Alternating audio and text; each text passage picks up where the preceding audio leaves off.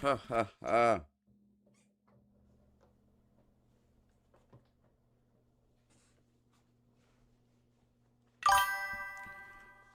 Ah. Yaman na na na na na na na na na na na na. I got the I got the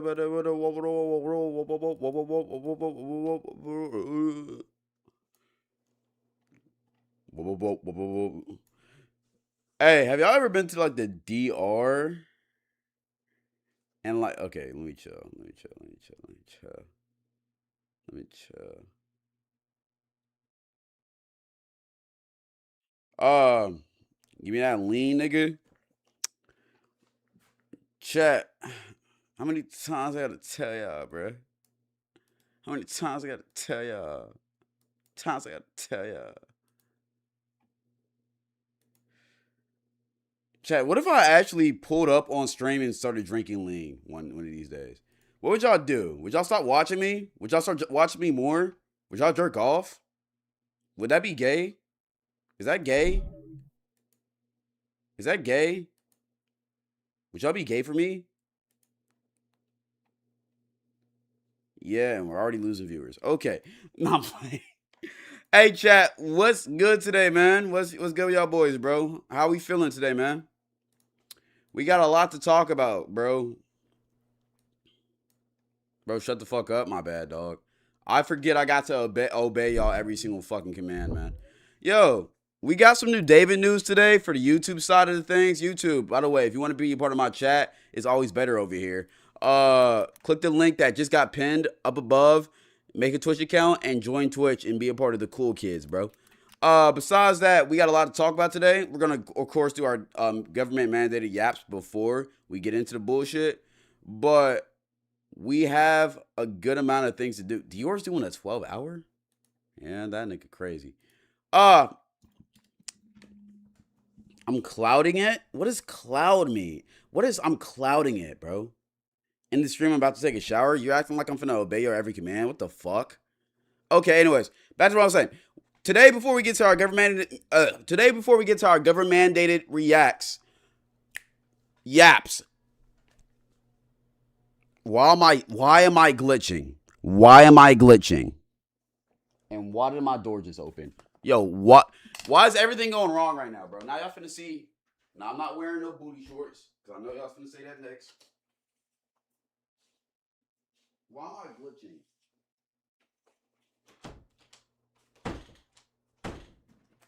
Chat, my door is broke. It won't close correctly. I have to barricade myself in here, and it still doesn't close. Oh my god, what the fuck is wrong with this shit?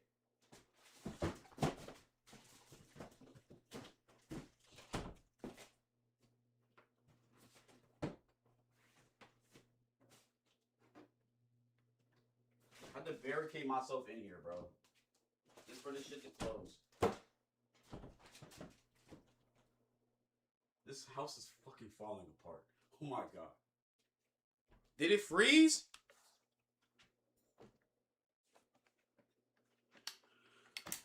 Oh my god. My house is falling apart. The stream is falling apart. What the fuck is going on right now, chat? What the fuck is going on right now? We goon to cloud? Okay. Hey, can we be mature today? We gotta talk about serious topics. Okay. Focus. Thank you. Okay, today we gotta talk about this David shit. I got a cool little couple of things and couple of games I got planned today. We got some good reacts today. I got a good story I gotta tell y'all. Or like a top 3 type of thing I'm finna do. But it's good stories. It's gonna be a cool day, man. It's gonna be a good day. That ass fat cloud, y'all didn't even see that shit, bro. Chill. The only serious thing is your meat cloud. Hey, should we go ahead and get to the David shit and then allow myself to tell the story? Or should I tell the story and then get to the David shit? Make a poll real quick. Because I know some of y'all motherfuckers like really want to hear this David shit because this David shit is actually crazy. But the story is kind of related to the David shit. So I'm kind of like cool with telling it before or after.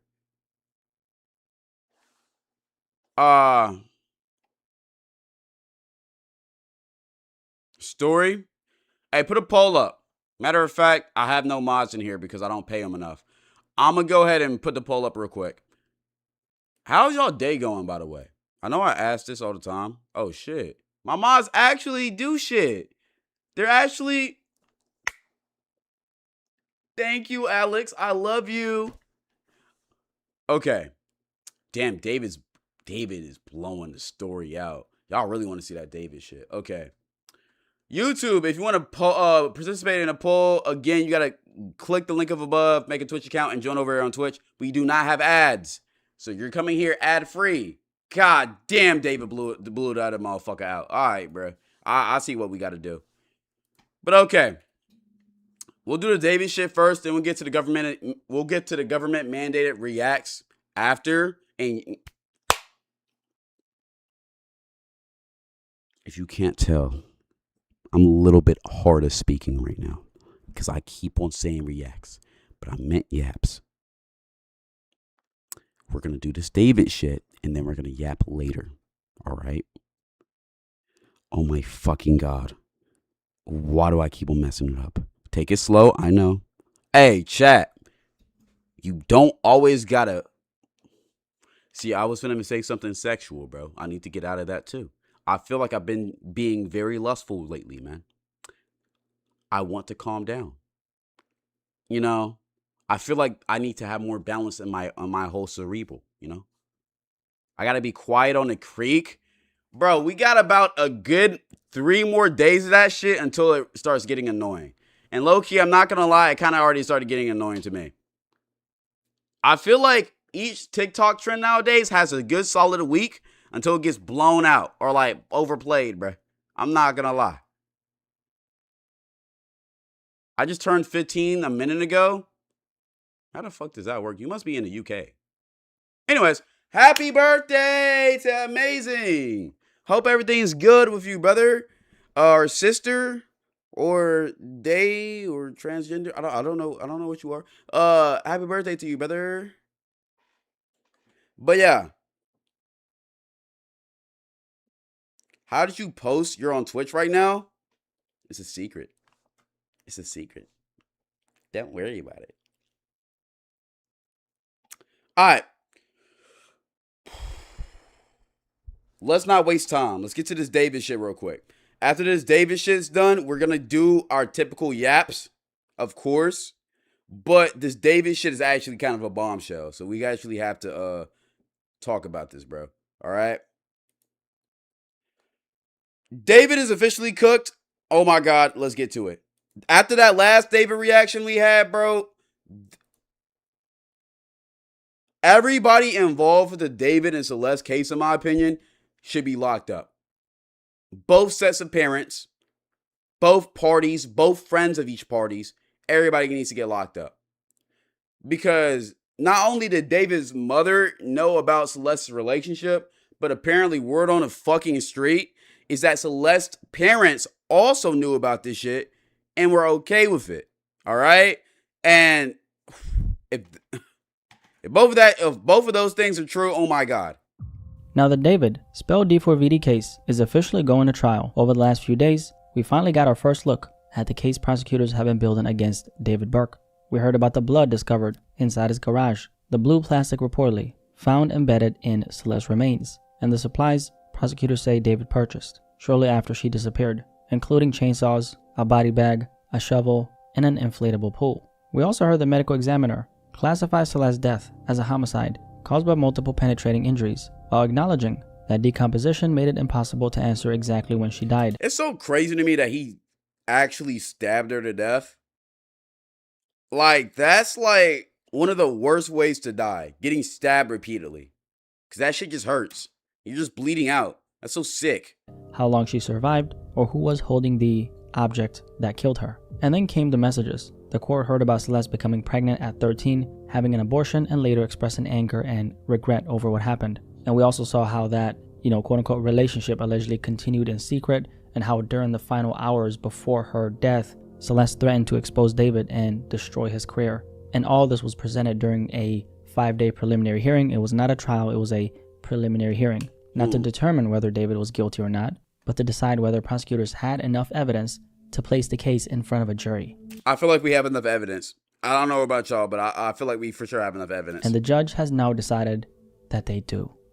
So David has officially been ordered to stand trial on the charges of murder, continuous sexual abuse of a child under 14, and unlawful mutilation of human remains. The judge ruled that prosecutors met their burden on every count and ordered him to remain jailed without bail. So for the first time, this case is moving beyond the question of whether there is enough evidence to continue. And at trial, prosecutors will have to prove that David killed Celeste, dismembered her body, and left her remains inside the front trunk of his Tesla because he feared the, quote-unquote relationship would destroy his career. And David's defense will have to confront all of this, not just individual weaknesses in the evidence, but the full story prosecutors say those pieces create. And during this preliminary hearing, we saw 12 witnesses being called. However, the district attorney's office actually said that these 12 witnesses is actually a very small portion of the evidence investigators have collected. So there's going to be even more witnesses, meaning some of the most important information in this case still has not been revealed to the public.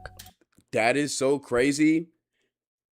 Knowing that they just revealed a bunch of text messages, basically proving already that not only was David involved with Celeste, but also he for sure had motive to go ahead and, delete her. We'll put it like that. David is scheduled to return to court on August 31st for his post-preliminary arraignment, but that is not his trial date. That's only the arraignment. So after everything we've learned over the last few days, one thing is now official. David is most definitely cooked. I mean, he's going to have to answer these allegations in front of a jury. And not only that, he's going to be in front of the whole world being told exactly everything that he did, or let's just say allegedly did, to Celeste. Now let's talk about a few things here. So the fact that David is actually going to trial is extremely significant because there was always a possibility that the judge could decide prosecutors simply had not shown enough evidence to move forward. Give me a second, because I'm trying to examine. I want to see if he's talking about the shit that just got dropped. If he's not talking about that in this kind of a recap, then I'm going to skip this. However, let me check real quick. So again, I blind react to these, but I did see some shit about Celeste's parents being knowing what's going on Twitter. I want to make sure he's covering that. But I feel like if he was covering that fact, he would have already talked about it. So I'm just gonna do some checking real quick.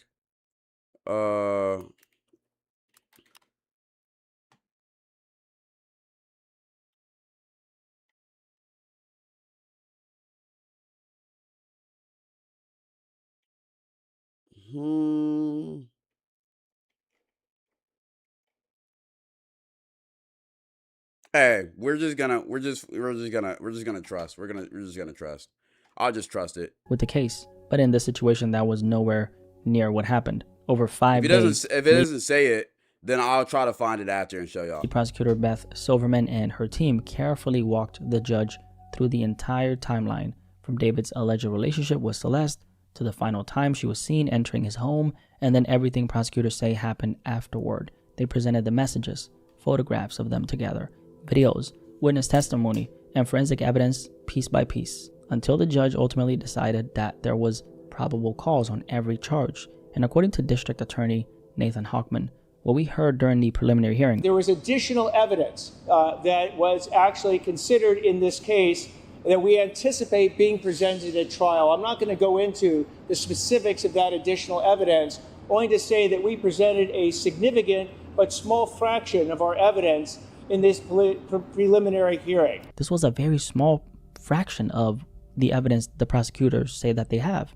And I think that is the biggest takeaway, because everything we've discussed over the last few days, the messages, the blood evidence, the purchases, the Tesla, and the condition in which Celeste was found, was just a very small preview of the case they plan to present at trial. And that should tell us a lot. However, unlike a preliminary hearing, at trial, the standard is obviously going to be much higher. They will have to take all the evidence that they say that they have, place it in front of 12 jurors, and convince all 12 jurors unanimously that every element of the charges has been proven beyond a reasonable doubt. And the district attorney made it very clear that his office believes it'll be ready whenever that David trial still begins. has fans. Now, as far as when the actual trial do is niggas going to still happen, consider there's no themselves confirmed fans trial. of this guy, like dead ass? Like, it's one thing to listen to the music, right? Because even though, like, David's a terrible person, he did make good songs. So I guess, like, if you're in a situation where you want to separate the art from the artist, I guess you could do that. I don't know. Me personally, I tried to listen to a edit song, the Romantic Homicide song, a couple days ago because I heard it in an edit. And just listening to the song felt so fucking wrong. Like, I'm not even trying to LARP this shit. It just felt eerie, especially since apparently that song was about Celeste in a way. So I just don't know. But like at the same time, I don't. If you call yourself a fan of David after this shit, hey man. But hey, somebody in chat just said Pooh Shicey's still as fan, so you got a point, bro. Like, motherfuckers act like David is Kanye. Okay, Kanye never killed nobody, bro. All he did was make that HH song. Well, that's not all he did. Kanye did a lot of crazy shit. But I don't know about y'all, bro. But in my opinion, killing and raping a girl is worse than making a song about HH. You feel me? I'm just keeping it a buck. All day yet. After his arraignment on August 31st. And he gave his cousin's head. That I don't know why Kanye admitted that, bro. But I mean, again, weren't they both like young when that happened? Fuck. Hey, Kanye a dickhead, but David's a fucking monster. That's all I'll say. The court is going to begin setting the actual trial date then. So that's around a month, right? Now here's the interesting part. The trial could actually be set as early as 60 days later if David's defense continues demanding that everything move quickly. But that doesn't mean that the trial is officially beginning 60 days after. Why are you defending Ye? I'm not defending Ye. I'm just saying, like, yo, it's levels to this shit. David worse. David killed a girl, bro. First, it only means that legally it could be scheduled that soon. And prosecutors are publicly saying that they will be ready whenever the defense wants to go, right? So that should tell you a lot about their confidence in the case that they have. Now, interestingly enough, right, David's own legal team reportedly wanted this process to move very quickly, especially initially when he got arrested. And I just want you guys to remember, if you go back to September 2025, when Celeste's decomposed and dismembered remains were discovered inside a Tesla registered to David, David was not arrested for all that time between September and April 2026. So for months, he was still a free man. And as a matter of fact, some of his Los Angeles neighbors even told reporters that before his arrest, David had been staying inside his property and just partying it up. So while investigators were quietly building this case behind the scenes, David was apparently still living his life. I guess unaware of just how close. So David was still partying in LA while he was under investigation for literal murder, my nigga. That's a sick ass motherfucker, bro. Everything was getting. And then now months later, I guess he was enjoying his last bits of freedom. And also but another shit. aspect, and we're going to make another video on That's this, but sick. It's actually now been confirmed that the district attorney's office are now considering whether to seek the death penalty, although that decision has not been made yet. But now that we're here, I would not really call this a win just yet. And the reason why I would say that is because prosecutors have only cleared the first major hurdle. Because during this trial, they have to show that David is guilty beyond a reasonable doubt on every element of these charges. So I don't really want to celebrate too much right now. Because also we have to remember that David's defense did not present its own evidence during this hearing. They challenged the prosecution. Nigga, what evidence do they have? Like what? Like the fuck? Like what type of evidence they got? Like we all know David did it. Everybody in the world know David did it. This shit should be a more this is a more slam dunk case. Nah, I ain't gonna lie, bro. Even OJ couldn't get out of this motherfucker. I'm gonna be honest. Saul Goodman couldn't get David out of this motherfucker. The best Jewish lawyers will be struggling with this case. What the fuck could they possibly have? It's open and closed book. Several arguments, but the district attorney acknowledged that the defense was not required to reveal everything it may eventually present. So while the case clearly looks bad, especially considering everything that they say they have, the real fight has not started yet. So we're going to see during the trial. Didn't he get OJ's lawyer? OJ's lawyer is dead. That sounded dark, but This whole case holds up wasn't beyond that the a reasonable Kardashians' daddy? I'm pretty sure he dead. doubt. That's the most That was important back in thing. the 80s. I just don't really want to get ahead of myself dead. too much. But with that being said, based on everything we have seen so far, prosecutors appear to have serious amount of evidence against David. And one question that still hasn't been answered fully is what surveillance evidence may exist from outside the house, the surrounding neighborhood, or David's movements afterward. We know that prosecutors they only gave gave Diddy like 4 years. The thing with the Diddy shit, right? Diddy is a literal billionaire. He literally hired the best people he could possibly find. And also, he has so many other connections. He knows so much, and he probably got so much shit on all of these other politicians that were convicting him that they couldn't give him too harsh of a punishment. There's a lot of fucking schematics with that shit. However, yo, this shit clear as day David did this motherfucker. This couldn't be more obvious. And like, if by the grace of the fucking devil, he gets out of this shit, there's no way he could ever live a regular life.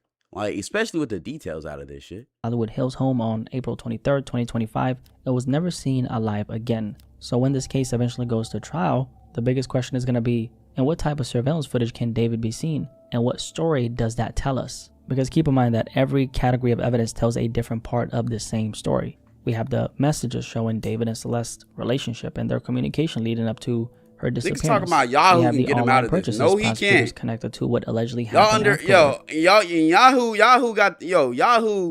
Yahoo, you feel me? He run this whole world. He run this whole matrix, my nigga.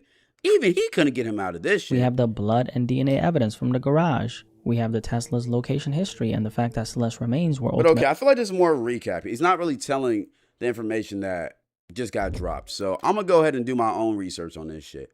Because I've seen some headlines. I don't know if they was true. I was hoping he would clear it up for me, but I guess he was just giving a recap of the case. So, first up, this is big. Los Angeles District Attorney says David is eligible for the death penalty and prosecutors are considering whether to seek it. That's big because you don't usually see the death penalty, man. I'm not going to lie. So that's kind of crazy. Also, I remember some people were telling me this in the comment section, but I did some research. I found it. Prosecutors reportedly alleged that Celeste told David she was 16 when he was 17, but she was actually 11. They claim that 2 years later, when she was 13 and he was 18, he began dating her. Now, I want you to look at this picture of her. Does this look like a 16-year-old girl?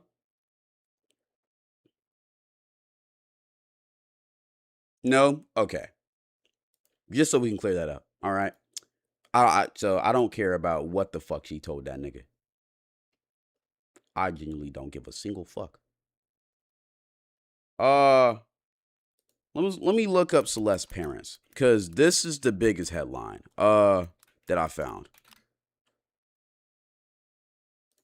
So this is crazy, all right? David and Celeste Rivas Hernandez, respective parents, knew about their relationship, according to LAPD detective Corey Farrell. David attended church with Celeste's family, in addition to her parents giving her permission to travel to London with the singer. Now, this is something I've seen people talking back when before David even got arrested. People have been theorizing that her parents knew about this shit for a long time. Reason why is because Celeste and David did take a trip to London. And for a minor to be able to go over out of country with anybody else, their parents have to sign a consent form. There's no other way you could do this shit. So the fact that happened, or she was able to go on that trip, told people a lot of things. Made people speculate. Well, we got that shit confirmed. So that officially confirms that not only did David's parents know about this shit, Celeste's parents also knew about this shit too. And people were speculating that David was paying off Celeste's parents. I think that's probably what was happening. That's probably what was happening. I'm assuming these people, I'll say this is allegedly, but I'm assuming these people allegedly pimped out their daughter to David. And the reason, I feel like there's no other assumption that can be made. I mean, her parents failed her. And I'm specifically looking at this motherfucker right here, the father. As a dad, how the fuck do you allow this shit to happen? How the fuck do you sell your daughter out for money? You ought to be ashamed of yourself. I don't feel bad for you. You failed that little girl. Lock everybody up. That was the craziest shit I seen this past weekend. And this also goes back to the abortion shit, because I also theorized that the parents knew about her getting pregnant and about an abortion, because how the fuck did she get an abortion without her parents knowing? Because it doesn't sound like David went to go, in the text we read, it doesn't sound like David went to go get the abortion with her, because she said it like she was letting, the text seemed like she was letting him know, I got the kid, I got the abortion. So if she didn't go with David, she has to go with an adult to get the abortion. So she must have went with her parents. Especially at a young age of like 13, you for sure need parental guidance for that.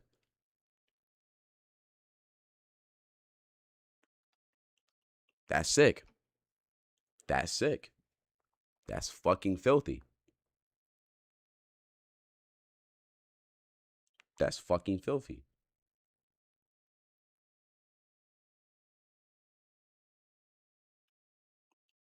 I don't know what to say over that.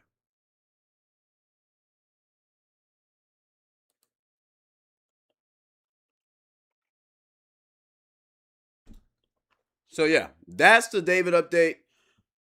I don't even know what to say. That shit's just lock up everybody, bro. That shit's nasty as fuck in my opinion, bro. I hope that girl gets justice, Celeste. But besides that, yeah, everybody involved should be ashamed of themselves. That's fucking crazy. Absolutely ridiculous. Brazen bull. I'm not even mad at that take. I don't think a brazen bull would be justified. You gotta put these motherfuckers on the length chair or like the little stretchy thing and stretch their organs.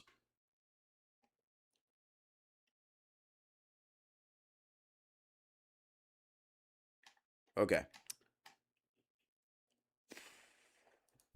Let's get to this little story time. Okay. With that out the way, I got a little story time for y'all motherfuckers, man. All right.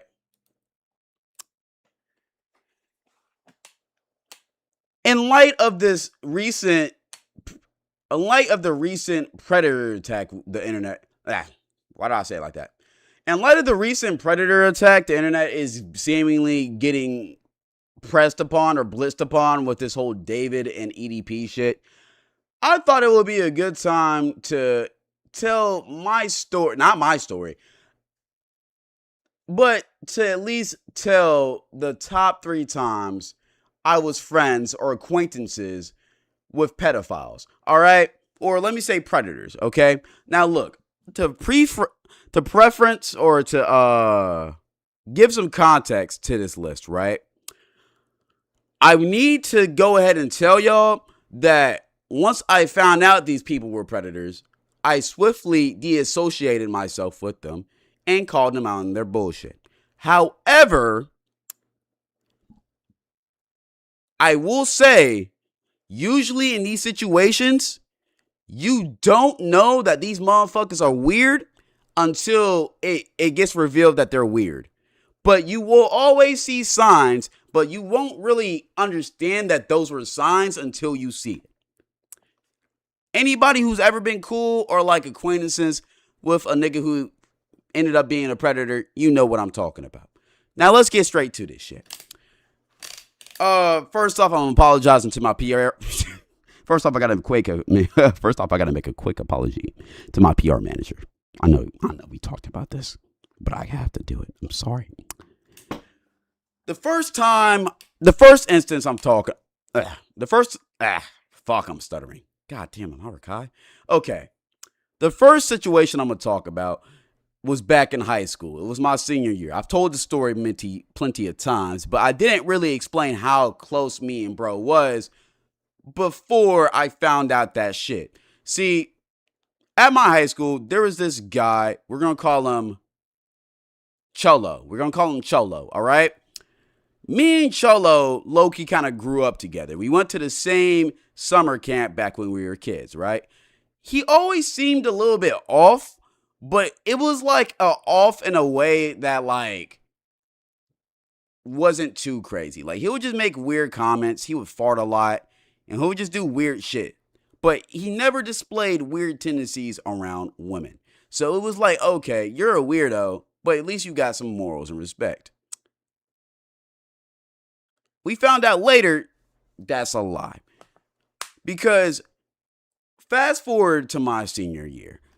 All of our lives, we never went to the same school, even though we grew up at the same type of summer camp type of situation.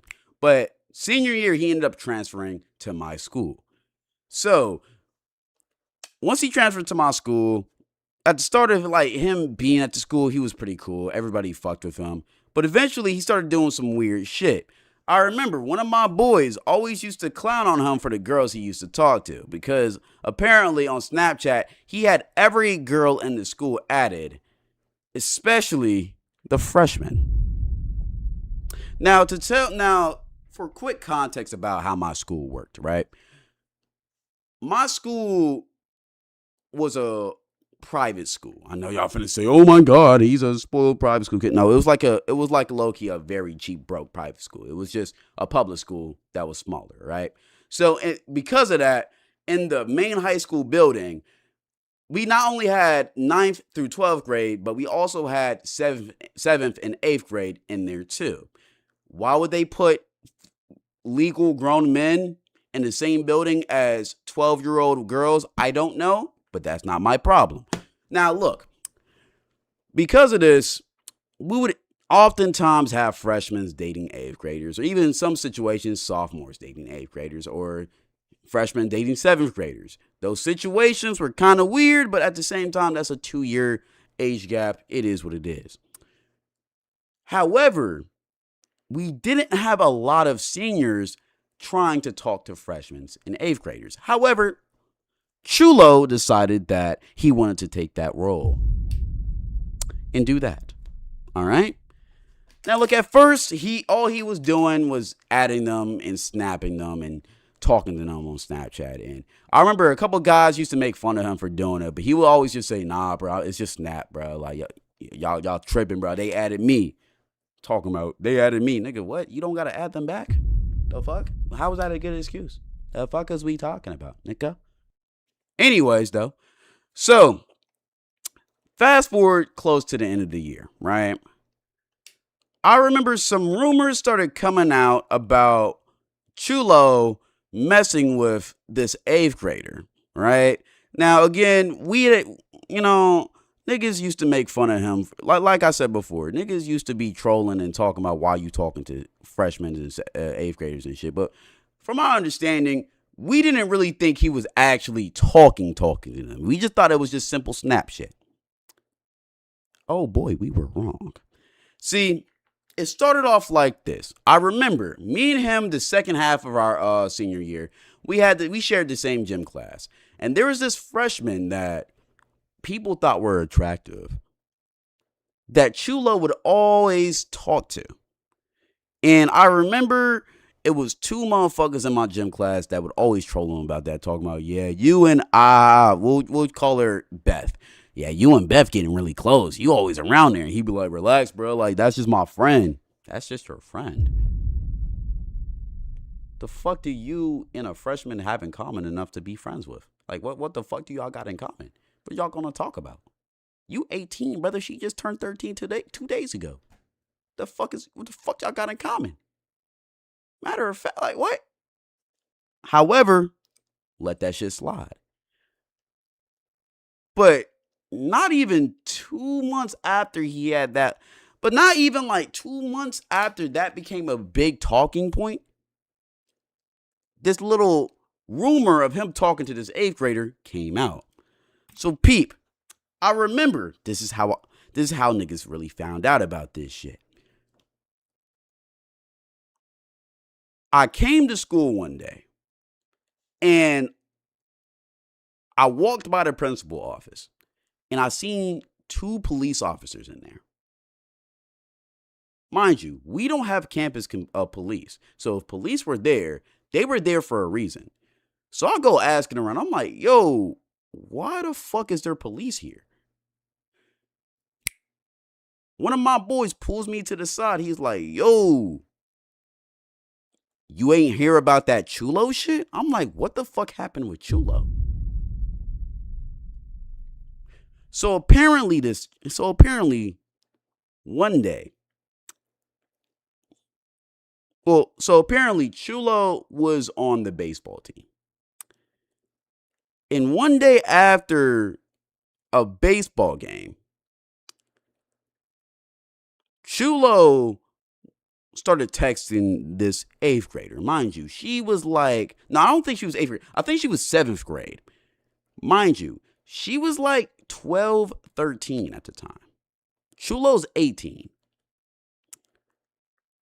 Apparently they've been texting for a while, and apparently the 7th grader, we're going to call her Teeny Bopper.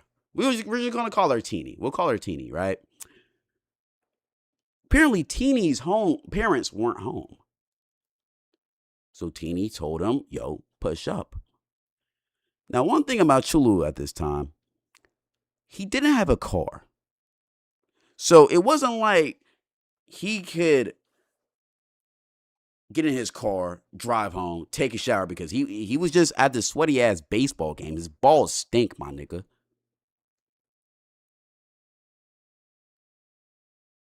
So it wasn't like he could just go home, shower real quick, and then slide.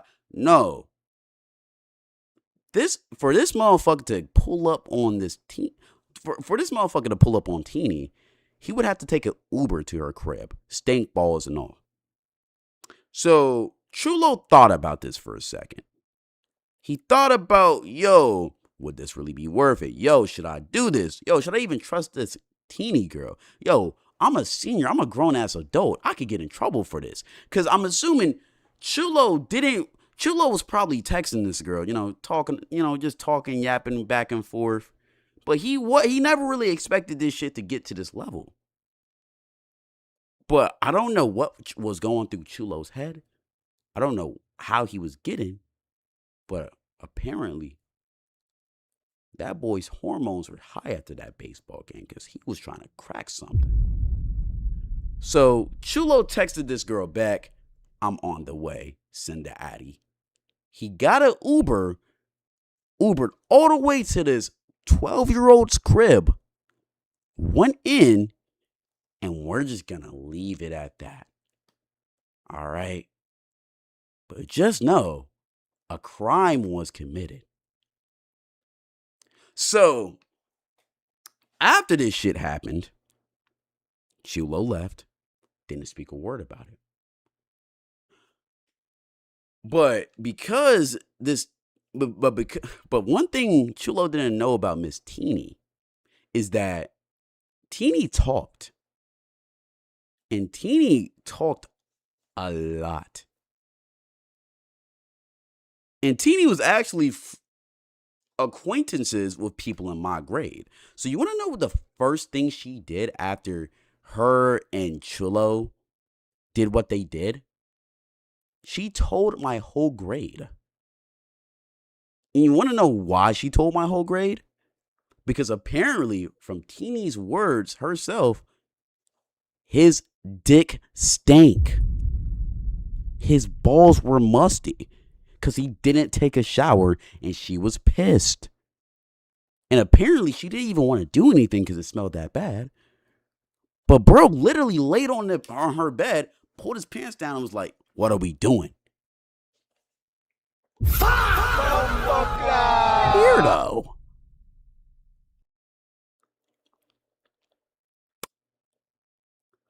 So yeah, another fun fact about Teeny is that, and I might be leaking a little bit, but who fuck cares?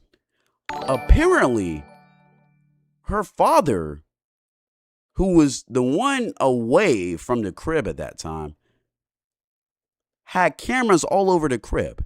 And the reason why is because her father was in the FBI.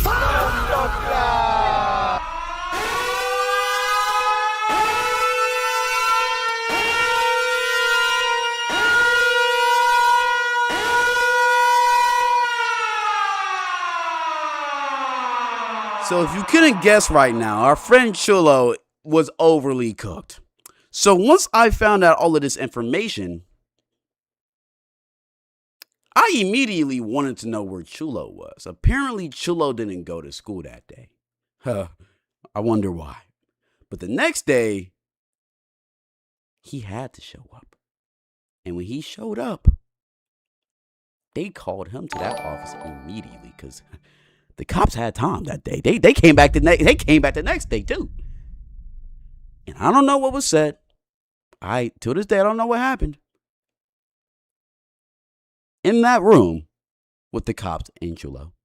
However, I remember when he got called out of class to go to the office, I was in his class. We had the same class at that point. And when he finally came back, that boy looked like he was going to cry. And apparently, word around the street is her parents, of course, found out. The school found out. The school is actually the ones who contacted the police because they wanted to have a thermal investigation. Because, mind you, that is a crime. He was 18. She was like 13, 12. I don't know which one. It doesn't make it better. This is like a dead ass real life. This is a Celeste and David age gap.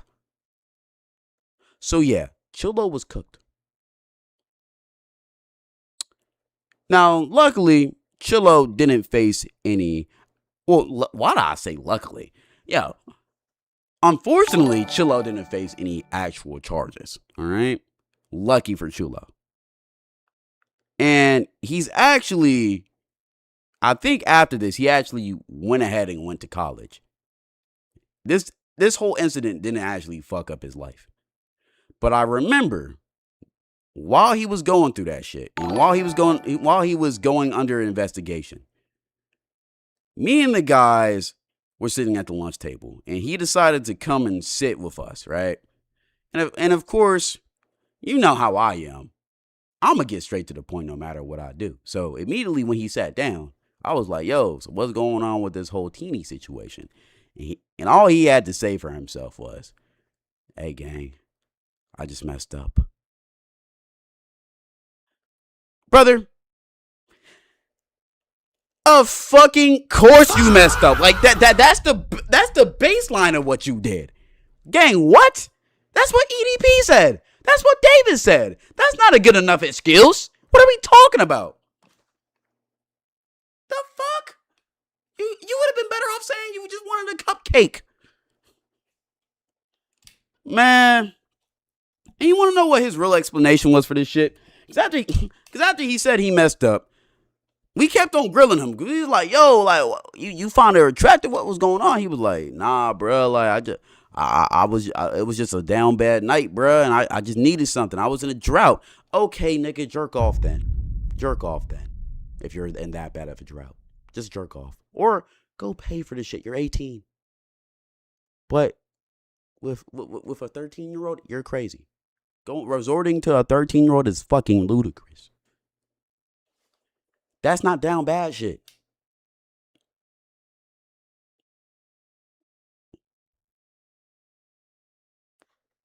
Yeah. So, safe to say, never talk to that nigga again. I don't know. But, hey, bro, I don't know. Yo, he got lucky that he got away with that shit, though. Because that's some real pedo shit. I don't care if that shit's in high school or what. That girl was not a high schooler. That shit was ridiculous to me. All right? Next one. All right? This one's more of a, this is one I haven't told y'all about, and to my knowledge, this is more of like a bro just did some weird shit type of situation. However, I feel like this could be a cool little honorable mention, or it could be one. I'm gonna let y'all decipher. All right, so this happened like 2 years ago. Me and two of my boys were coming back from like a football game. I don't know where it was. It wasn't UT. That's all I know. I think we was in Georgia. We went to this game in Georgia, right? No, it wasn't a game. It was something in Georgia. It was an event in Georgia. Oh, I know exactly what it is, but if I say it, it's gonna niche it down. I can't say it. But it was an event in Georgia, all right? And we was coming back from Atlanta.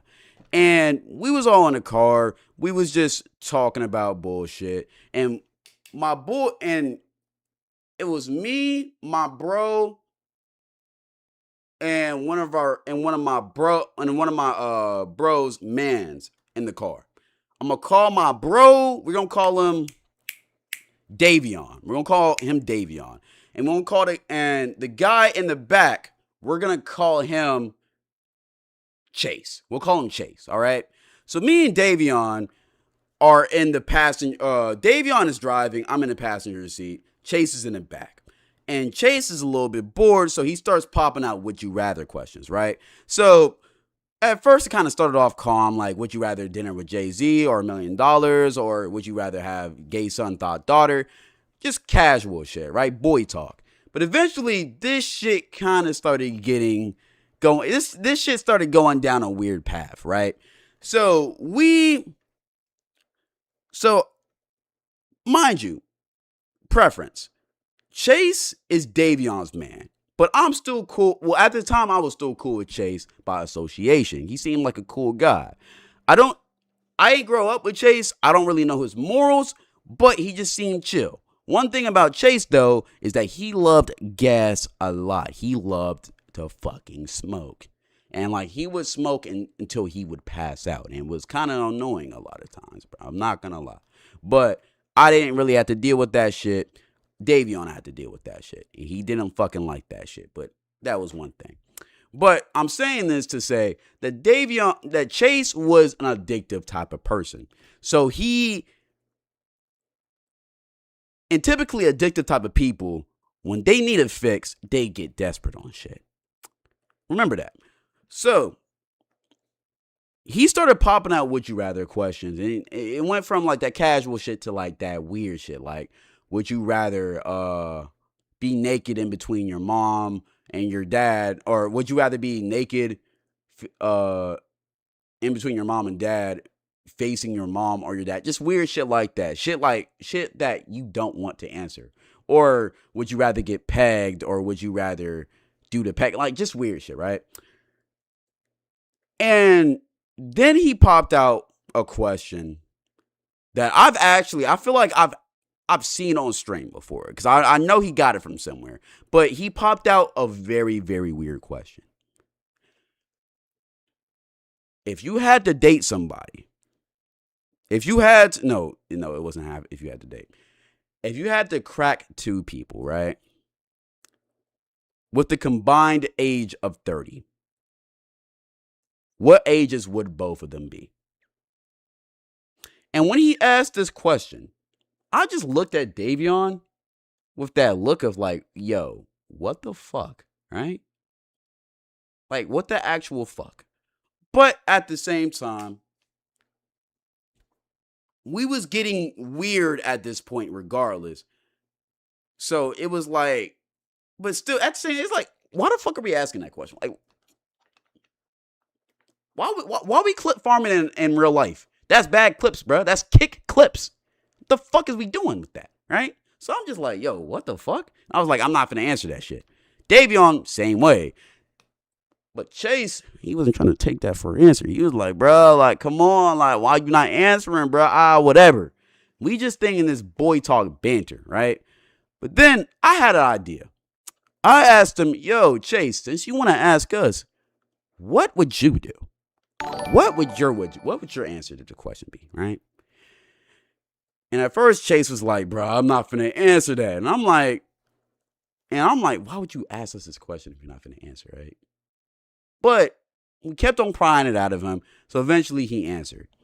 And he said that he would go 15 and 15 because that's better than it being like 18 and 12, right? Which, make your ethics about this question. I don't like answering this question regardless. I didn't answer this question, but whatever, right? So, mind you, everybody in this car, I think we're all 19 at this time. So I'm like, okay. Not gonna lie, that shit's weird. That's a little bit too far of an age gap. But I was curious about, bro. Because why would you even ask this question to begin with?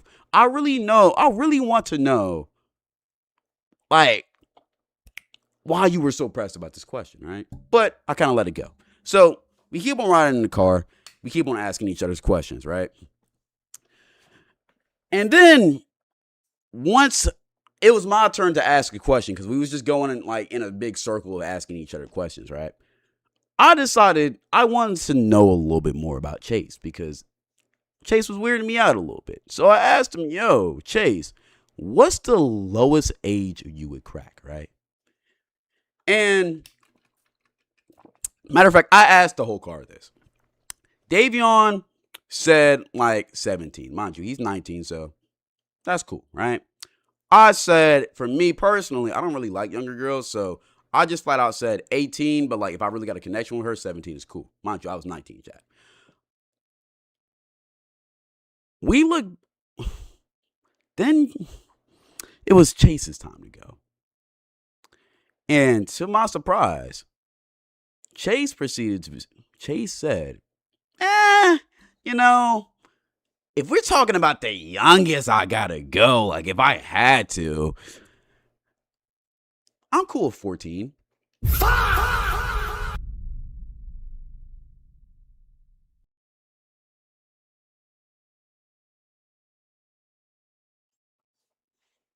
So at first, when I heard this shit, I looked at Davion. I kind of started doing the awkward laugh. I was like, then I looked back at Chase and I'm like, yo, you joking, right? And he was like, no, brother. We pulled that car over immediately. We was on the interstate. Davion went across 2 to 3 lanes, pulled over to the fucking sideway, whatever. I don't know whatever that shit called. And he completely stopped the car on the interstate. And he was like, yo, what the fuck? We both looked back and was like, what the fuck? Like, what are you talking about? He was like, bro, like, I mean, like, we just got out of high school. Like, it's not that crazy.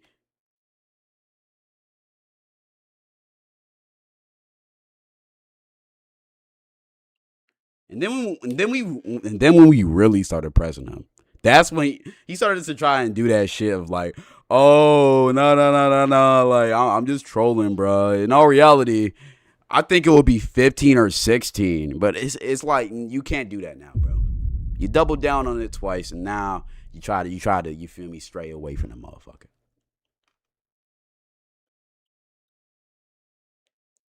We don't go for that no more. And to this day, I have nothing about Chase. I have nothing on Chase that would allude to him being of that nature. Well, I don't have no hard evidence, all right? But something just tells me Chase likes him young. Never hung out with him after that. Not gonna lie. I don't know, but hey. But anyways, for the third and final one, I remember I told parts of this story a couple days ago, but I didn't really tell the full length extent of it. All right. And I didn't do that because I knew I was doing a video like this soon. And I wanted to tell the story in full totality in this video. So this is the third one.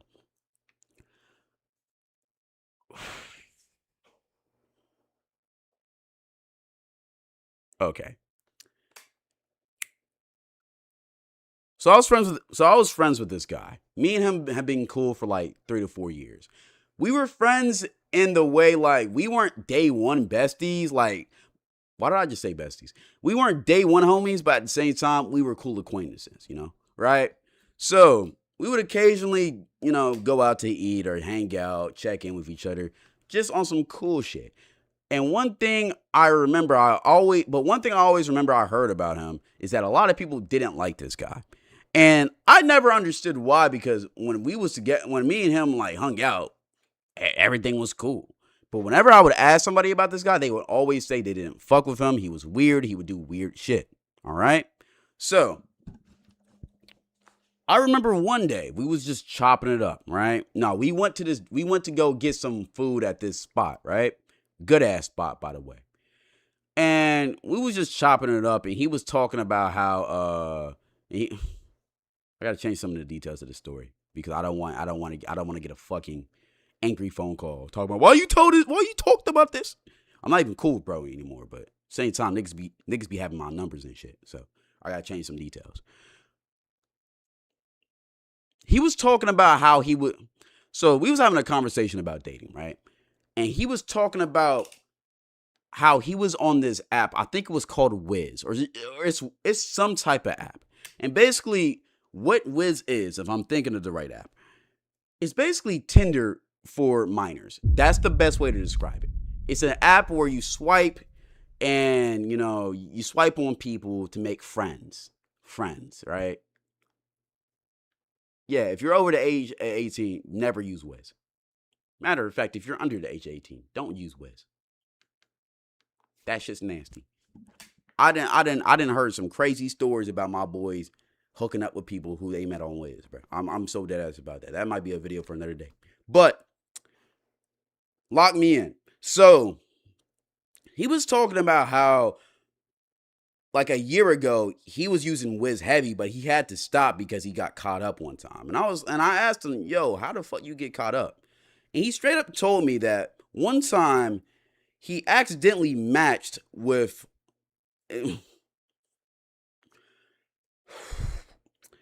let me tell it like this. One time he was swiping, he matched with this one girl. She was from about like 30 minutes out from where we lived, right? So it was a little bit of a drive, but he really liked her. So one day she told him, yo, push up. Mind you, on her profile, it said she was 18. So he pushes up, right? I think actually on her profile it said that she was 17, right? I think it said she was 17. So he pushed up. They did whatever. Shit was cool. He went back. He pushed up again. They did whatever. He went back. It was cool. He pushed up a third time. And this time, like, they started really talking and shit. Whatever. And somehow, some way, I forgot the exact details. He finds out she lied about her age. Now, chat, I want you to guess, for the people who haven't heard this story before, I want you to guess, I just want you to take a wild guess. How old do you think this girl was? Remember, she lied and said she was 17.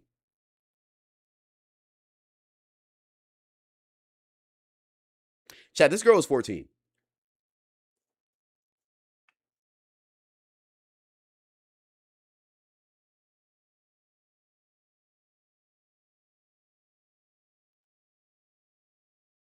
So, when he told me this, right, my first question was, yo, bro, how the fuck did you not know that was a 14-year-old girl? And bro's response was, I mean, bro, she looked older. She looked old for her age. I mean, bro, I didn't even think to really ask about it, bro. I just trusted her. Chat, I always say this. As a grown man, We all have that tracker and that detector and just overall spidey. We all have a secret built-in spidey sense that lets us know whenever we're talking to a girl of age or if we should question the girl's age. It will never fail you if you listen to it.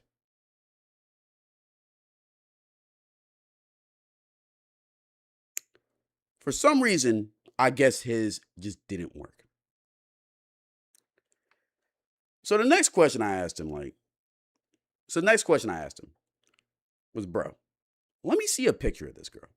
I'm just curious. He showed me a picture of this girl. This girl looked like she was 14. At the most, I could give her 15, maybe, just maybe 16. Mind you, I'm pretty sure my friend was 19 at the time that this whole thing happened. Now, I don't know about y'all, but if I'm 19, I'm not talking to a 16-year-old. That's just not my body. I feel like you're 16, you're probably a sophomore, at most a junior. In high school, once I'm out of high school, I really don't want to talk to you, bro.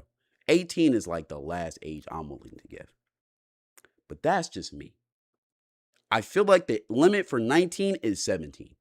16, I'm looking at you weird.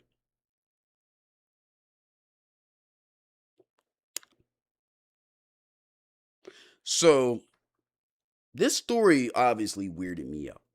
Now, of course, what he told me is once he found out her age, he dipped immediately and never hit her up again.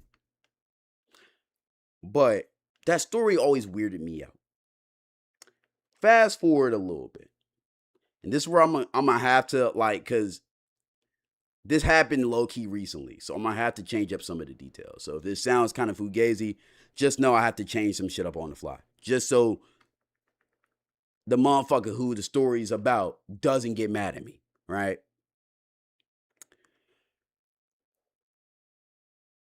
We was driving, we was looking for a place to eat again. And he was talking to me about how he just started dating this new girl and how much he loved her and how much he appreciated her. Mind you, me and him, mind you, my friend at the time, he would always just jump into relationships, bro. Like all it took for him to want, all it really took for him to get attached to somebody was like a week, and then he was already gone. Like, he was already buying a fucking wedding ring and the promise ring and shit, right? So when he was talking about this new girl, at first I just didn't really pay it too much to mind. I thought it was just gonna end after like a month. That's how they usually end up with him, right? But then he showed me something of hers. It was like a little loom bracelet. Like he showed me his wrist, right? And he was bragging about how she made him like a bunch of loom bracelets and shit. If you don't know what loom bracelets are, they're basically a kid bracelet toy, right? Kids use those. I haven't seen an adult use a loom bracelet kit in years. The maximum age that uses those shits is usually 16, right? So it's immediately when he showed me what she had made him, the spidey senses started kicking in. Especially since I still got that other story that he just told me in the back of my mind, right? So I'm like, so then I just get the wild idea to ask him a question. I'm like, yo, bro, how old did you say your girl was again? And as soon as I said that, he paused.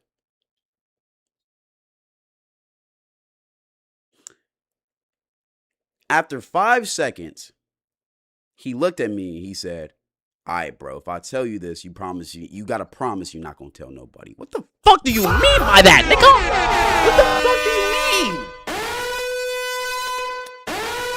What do you mean? What do you mean I gotta promise you that I'm not gonna say anything about it? Why do I gotta keep your girl's age a secret? I'm not your accomplice, nigga. What? What the fuck do you mean by that?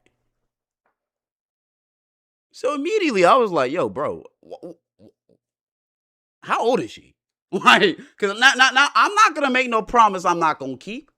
I'm like, how old is she, right? And then he looked away from me. He started chuckling. He was like, I'm not even lying, bro.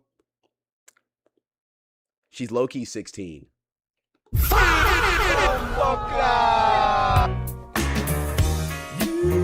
light my fire.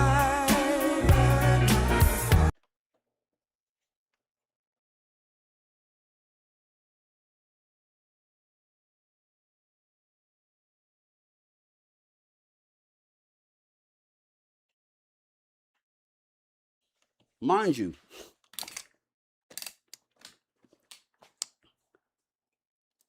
that motherfucker is 20, or he's turning 20.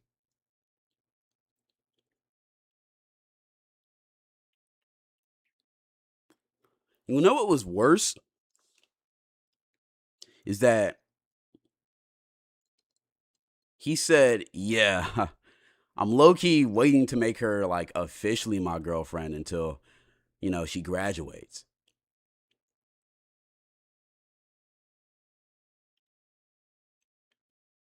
This girl was a junior.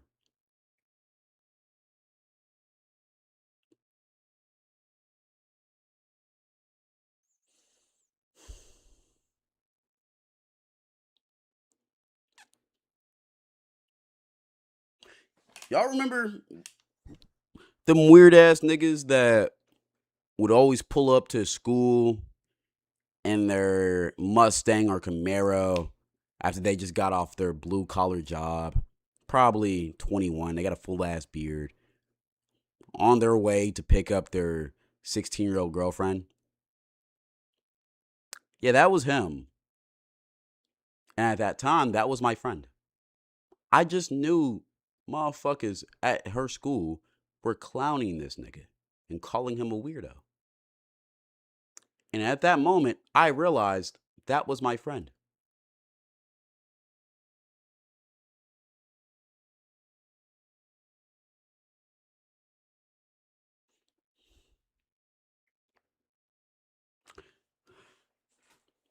We never talked after that day. He tried to hit me up too. I didn't respond.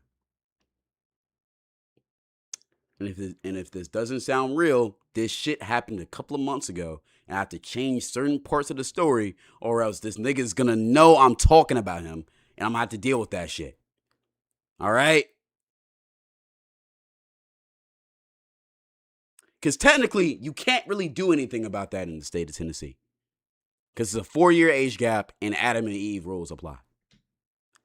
However, I just find it weird.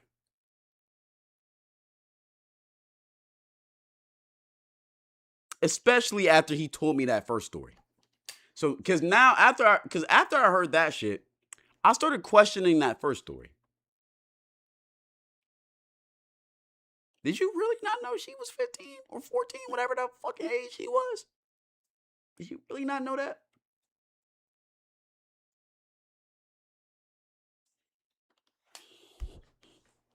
So yeah, that if you was wondering why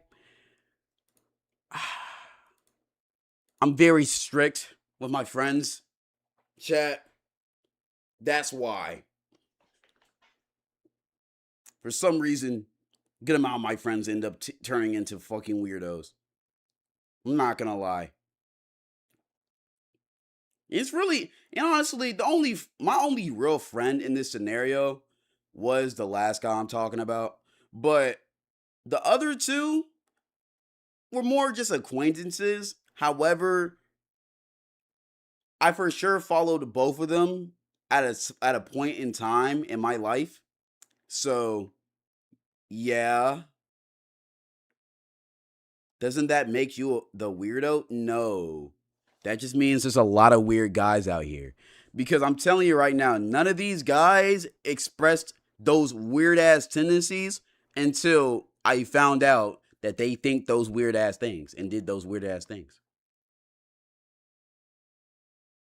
But I'm telling this story, or I'm making this video, right? To really highlight to y'all that there are real weirdos out here and they just hide themselves among us. And you would never know. That's why when you see situations like David or you see situations like EDP, even though EDP, that shit was kind of obvious. We all knew that nigga was a weirdo. And you're like, damn, I never would have thought. Yeah, because these people are really good at hiding their weird fetishes.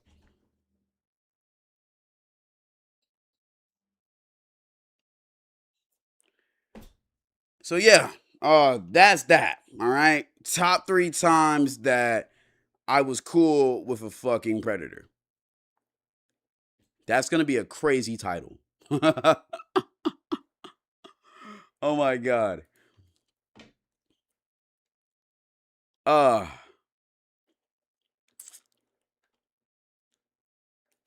Damn, that can't be a main channel upload. If that's a main channel upload, everybody I know gonna know who I'm talking about. Chat, telling those type of stories is so hard because everybody I know knows I do content.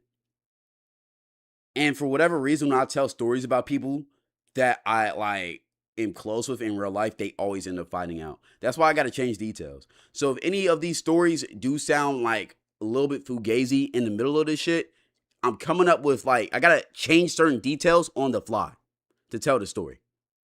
But usually it's like little things that don't really matter in the story, but it's just to throw off the scent. All right.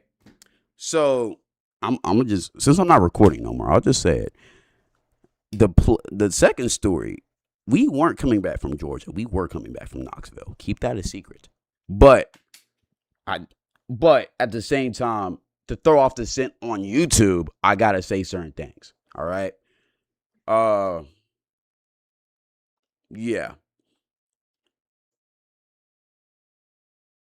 Do you not get people that realize if you change up the story enough, they might have a suspicion, but you can always just lie. You can always just lie. All right? You can always just lie. That's the issue with telling real stories, bro. You got to deal with real fucking consequences. I'm not going to lie. That's why a lot of people fake them shits. But hey, I don't care. I'm keeping it fucking a buck. I don't care. I'm telling y'all real life stories. My life is fucking crazy, bro. Cloud, you ever get caught? Yes. That's why I got to be more cautious. I'm not going to lie. And she's cool with me saying this. But, oh, no, she's not. Never mind. She's not cool with me saying that. She's it's a stream. Who cares? Y'all keep this secret. Keep this a secret. One time I told a story about Alex's friends. I'm not going to tell y'all which story it was, but she low-key pressed me on that because that wasn't really my story to tell. I will say that. One time. Alex, the girl Alex, not the guy Alex, the girl Alex. My friend that be with Alex and Ava. You know Alex and Ava? Yeah. That's one of the reasons. Plus, one of my relatives called me out on it too. And I was like, shit.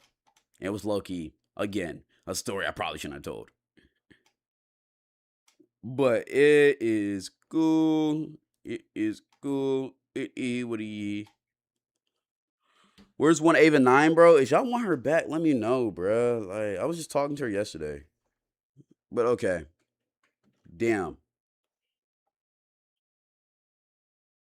But I'm telling you, I'll be putting my fucking sometimes I'll be putting my friendships on the line for y'all, bro. I need to stop doing that because that's not right. But sometimes I do it inherently. Why did the chat just disappear?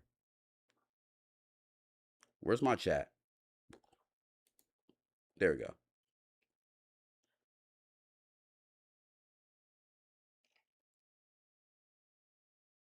We're one Kelsey 9. Y'all wouldn't. Okay, next video. Nah, I can't leave it at that. I don't know where Kelsey is. I don't know where Kelsey is, bro. I need to stop responding to those chats. Cause y'all gonna keep on asking about it, and it's not like we got beef or anything, bro. But it's like, nigga, she don't live in Tennessee no more, bro. Okay, we got a couple. I'm gonna pull it up for this next react because we got a couple good ones that we could do. All right. I said a couple good ones and then I just put some bullshit on the screen. Okay. Mod, are you ready? Ready, set, go. When you cast real kids from the slums, just do slums for that one. I quit every modern day poison. I was SA'd and I didn't like it. I think this could be a very interesting video. Or I survived 24 hours with the freakiest influencer in the world. WBRS? Nah, I look you watch BRS on the fly, bro. I be watching BRS on the low, bro. I'm not gonna lie. BRS is like, I'm gonna be honest. Shouts out BRS. He's low-key a narcissist, but I like him though. He's cool as fuck. Like, it's like BRS is the exact definition of what a narcissist is. However, he's such a good storyteller and he's so real that you gotta respect it, bro. It's really good videos to eat. Very good videos to eat too. I'm not gonna lie. You know, I knew these two were gonna get picked. I don't even know why I recommended the other ones, bro. I know these videos gonna get picked. Which one we want to do first? Let's do BRS first. Because I'm actually very intrigued on this video.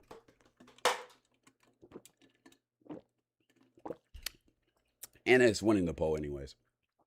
All right. Title of the day. I was sexually assaulted and didn't like it. My bad, Cordell. You got to cut that out. I was SA'd and didn't like it.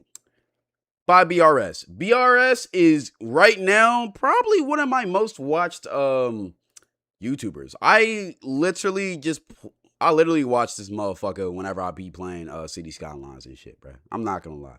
Very good videos to eat to. Let's get to it. So some of you may know this if you followed me on other platforms, but the reason me and my ex broke up, or I should say the biggest reason, is that she violated my consent on multiple occasions. And it was not fun. I did not have a good time. Like, the main thing that happened near the end that really had me put things into perspective, and I forgot, I think maybe I talked to a friend or my mom, and I think I explained the situation out loud, and then that's how I realized what was happening. But basically, the last time it happened, right, which led to the whole like breakup in and of itself, is I remember I had I think I had maybe a bit too much to drink and a bit too much to eat. So I was feeling sick, right? Like my stomach hurt. So I was kind of laying down in the fetal position. She wanted to sleep with me. And I was like, I really don't feel good. And when I rebuffed her advances, like she's like, for one, she would like keep going. Like she would keep like trying to touch me. I'd be like, please stop. I'd be saying the safe word. She wouldn't stop. And then she would cry and be like, you hate me. Da, da, da. And my thing with that is, Oh, fuck no. Avocados from Mexico.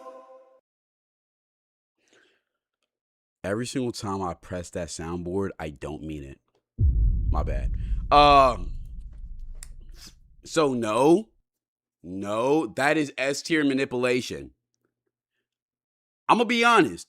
She was I'm assuming that girl was drunk, right? Because whenever girls get drunk and you don't and they want to fuck and you don't automatically drop down your pants and let them do whatever they want, they start getting mad. I don't know why. They do that, but they do. And it's very weird. I've experienced that before. I'm not going to lie. But the fact that when you said no and you was clearly not like okay with that shit, the fact that she was like, she started trying to like manipulate you by crying, by saying you don't love her, just to like gaslight you into doing it. That's low-key evil, chat. I'm not gonna lie. it's like, look, if I rebuff your advances and you want to cry because you don't get L to pole. have some of this magical D, okay, fine. But don't tell me it means that I hate Magical you, D and is don't crazy. like keep on touching me when I'm telling you not to touch me. Especially like I would verbalize. I'd be like, okay, I just really need you to not touch me right now because I'm kind of anxious. Like I'm not in a good space right now. So it's like feeling like I need, like I remember I would tell her this all the time because again, this is kind of a consistent thing. I'd be like, I need to be able to tell you to not touch me and you not touch me. Like I need control over whether or not like I feel like that's the bare minimum too. Like I feel like that should be the bare minimum. in like an instance where I'm feeling so stressed out. But then she would keep touching me and she just kept on with the you hate me stuff. So long story short, I ended up like kicking her out of my place that day, right? And like basically, again, like things like that have happened. There have been times where like I was saying the safe word and she wouldn't stop doing what she was doing. And she told me because she liked watching me like squirm when I wanted something to stop. And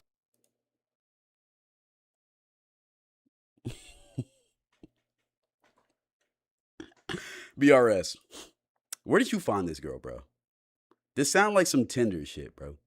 Sounds like a girl from Tinder. Cause low key, what the actual fuck? That's a crazy red flag.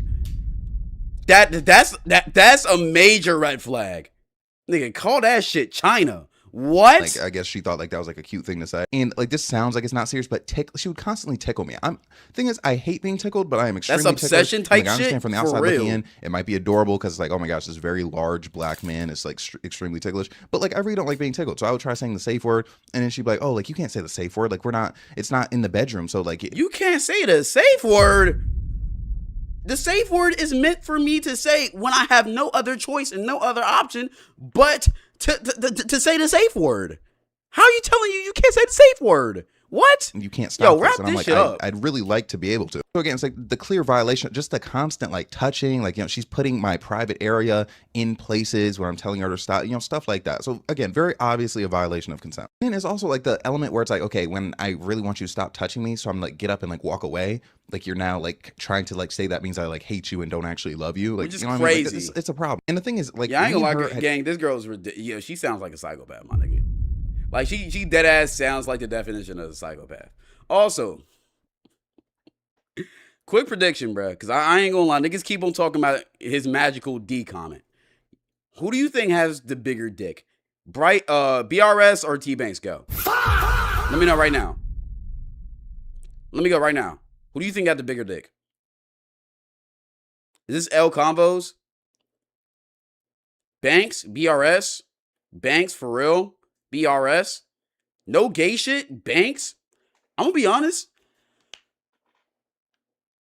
Tamari Sims has a big cock. We've all seen this shit. We know it's a big cock. But I be watching BRS's videos, and sometimes, bro, the one thing about this nigga, he always finds a way to talk about how big his dick is, bro.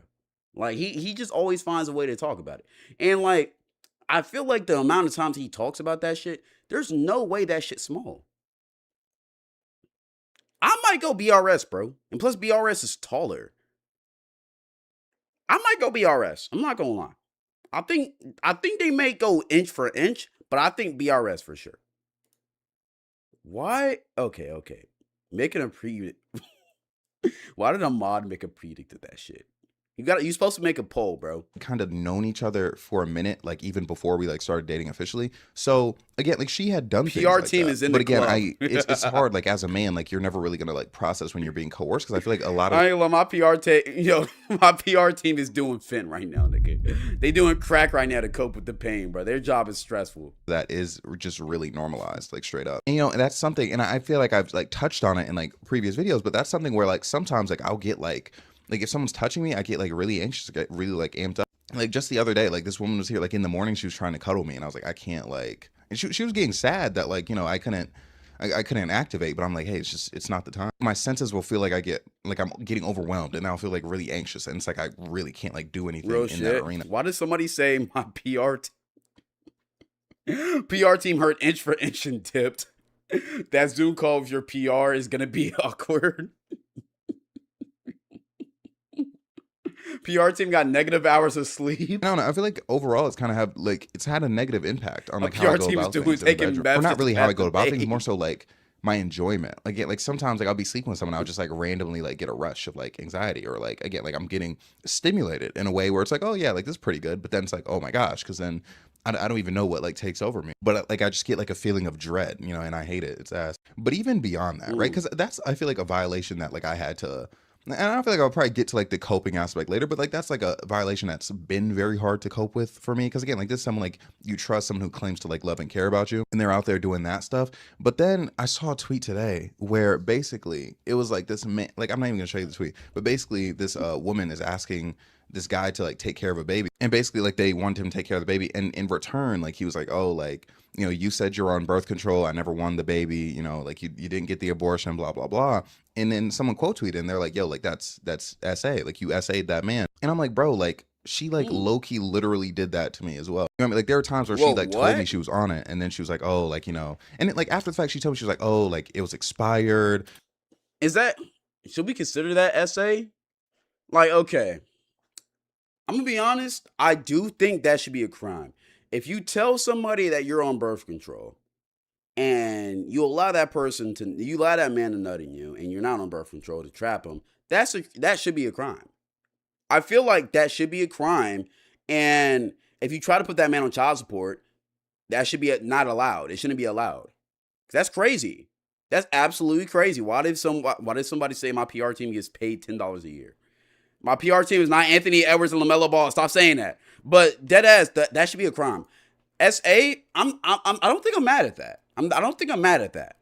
But that should for sure should be a crime. Oh, like it wasn't I wasn't taking it consistently, which by the way, like, but how you gonna prove it? Which is another point of why it's not a law, because that would be so hard to prove. It's not even funny. However, if I'm a rapper, I'm not gonna lie. If I'm a person of status, or just in general, I would be very, like, very, very cautious with who I sleep with raw. Like, let's say I'm Kai Cenat. I'm not sleeping with nobody raw, not even my girlfriend, unless I'm seeing you pop them birth control pills or I see the implant you have, point blank, period. That's just my type of, that's just what I'm thinking. But besides that, I mean, I feel like that's just... You'd have to take birth control consistently, bro. Oh yeah, editing BRS here. I realized I forgot to say, okay, so she would like get pregnant, right? And then I'd be like, okay, like you said, you're on birth control. What's up with that? And there would always be like some like flaky thing as to like, oh yeah, like I said that, but actually, da da da da. So then there's something like that where I'm like, bruh, Wow. There's more. But then it's not even that, because I feel like that's crazy. I don't know. I feel like maybe you can consider that a gray area. But I remember vividly Niggas when I gotta start making people sign pre-nut contracts. That's not a bad idea. got sloppy during Ramadan. Stop the cap cloud. You slept with Saucy Santana raw. I've never slept with Saucy Santana. I don't know why you're saying that. However, there's a trend on TikTok of motherfuckers talking about how they would crack Saucy Santana, and they're being dead ass. Like, for reference, I'm sorry, BRS. We got to take a quick field trip. We got to get to this.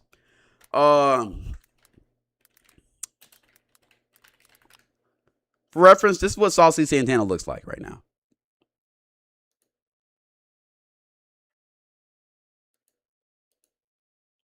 Niggas are getting online, going online and saying they would crack this.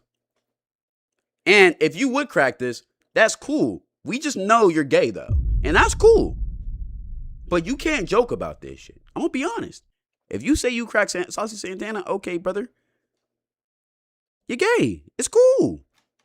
I'm pretty sure you got a BBL, bro. You go crazy, my nigga. Like, go smack that ass. Go get that butt. Go get in that butt, bro. However, you can't say you a straight man and saying you crack Saucy Santana, my nigga. You just can't. You know how motherfuckers trying to justify it, bro? Because he got a wig on, bro.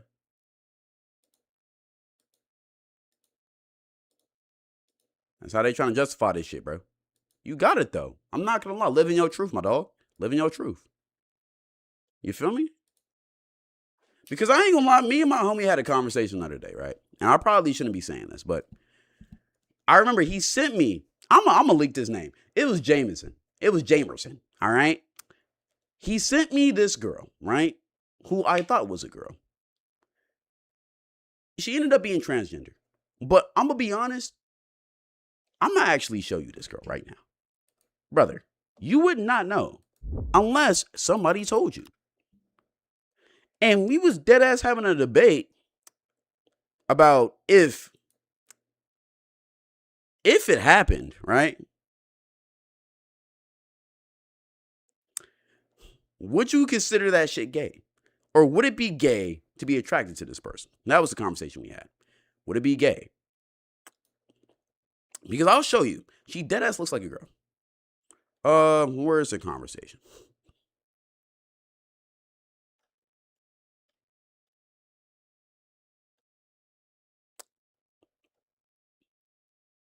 Are you not going to show the conversation?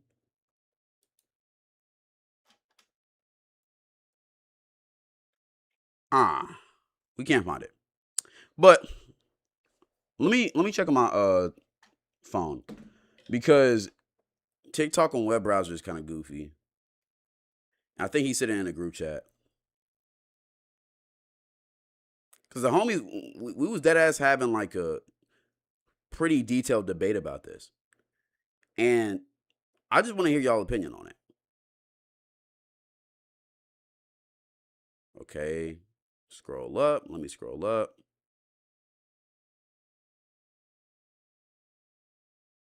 Why can't I see this?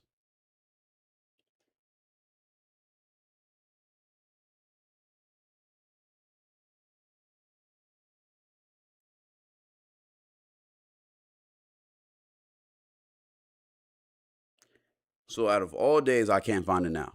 All right.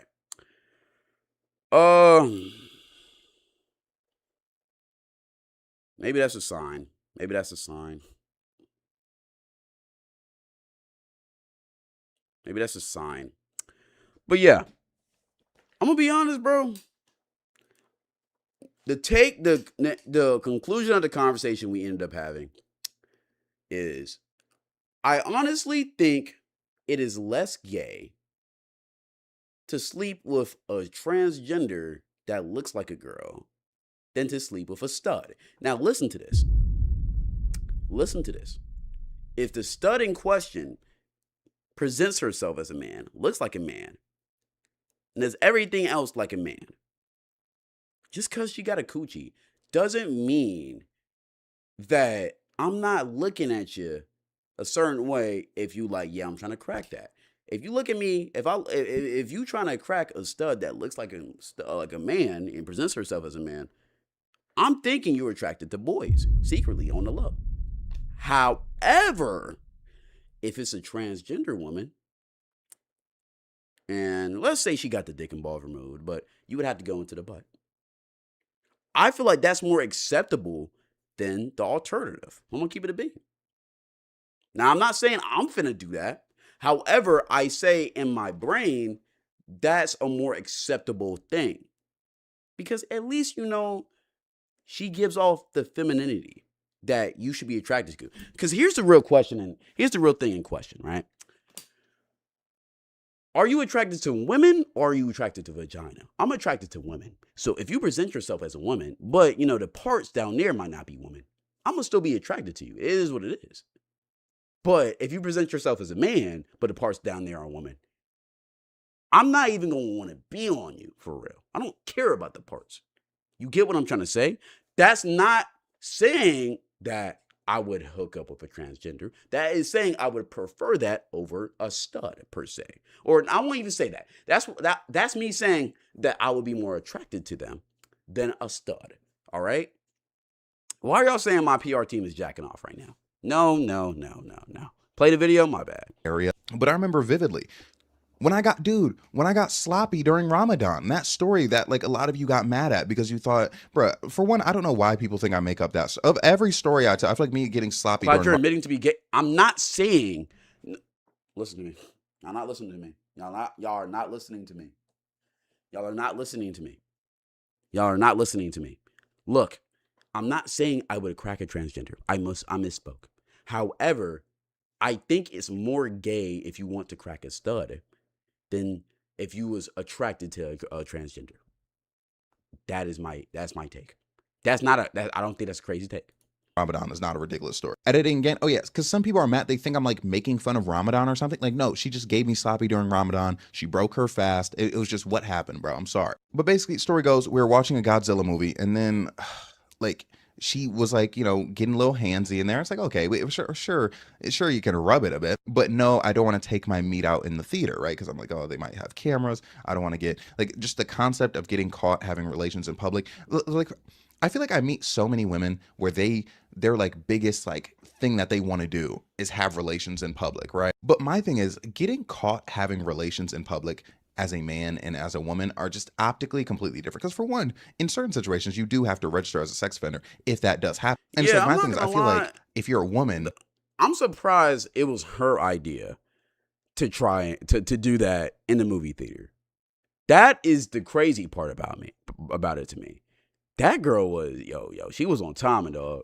you get more leeway to like explain like, oh, well, I did some stuff in public, blah, blah, blah. And people are just like, okay. But like, if you see a man is an offender, Clyde, your PR team. Even like quit. after hearing the story, no, I you're think not my definitely PR looking team. at him side. And even outside of that, just like, I don't want to deal with like the way like a security guard would like look at me, like for like I got my meat out. Doing And shit in a bro's, public looking at me, lobby, like I don't, bro. I've never done anything in a movie theater. I don't know how. The most I've ever done was make out with a girl. But getting head in a movie theater, that concept to me is crazy. Especially if there's other people there.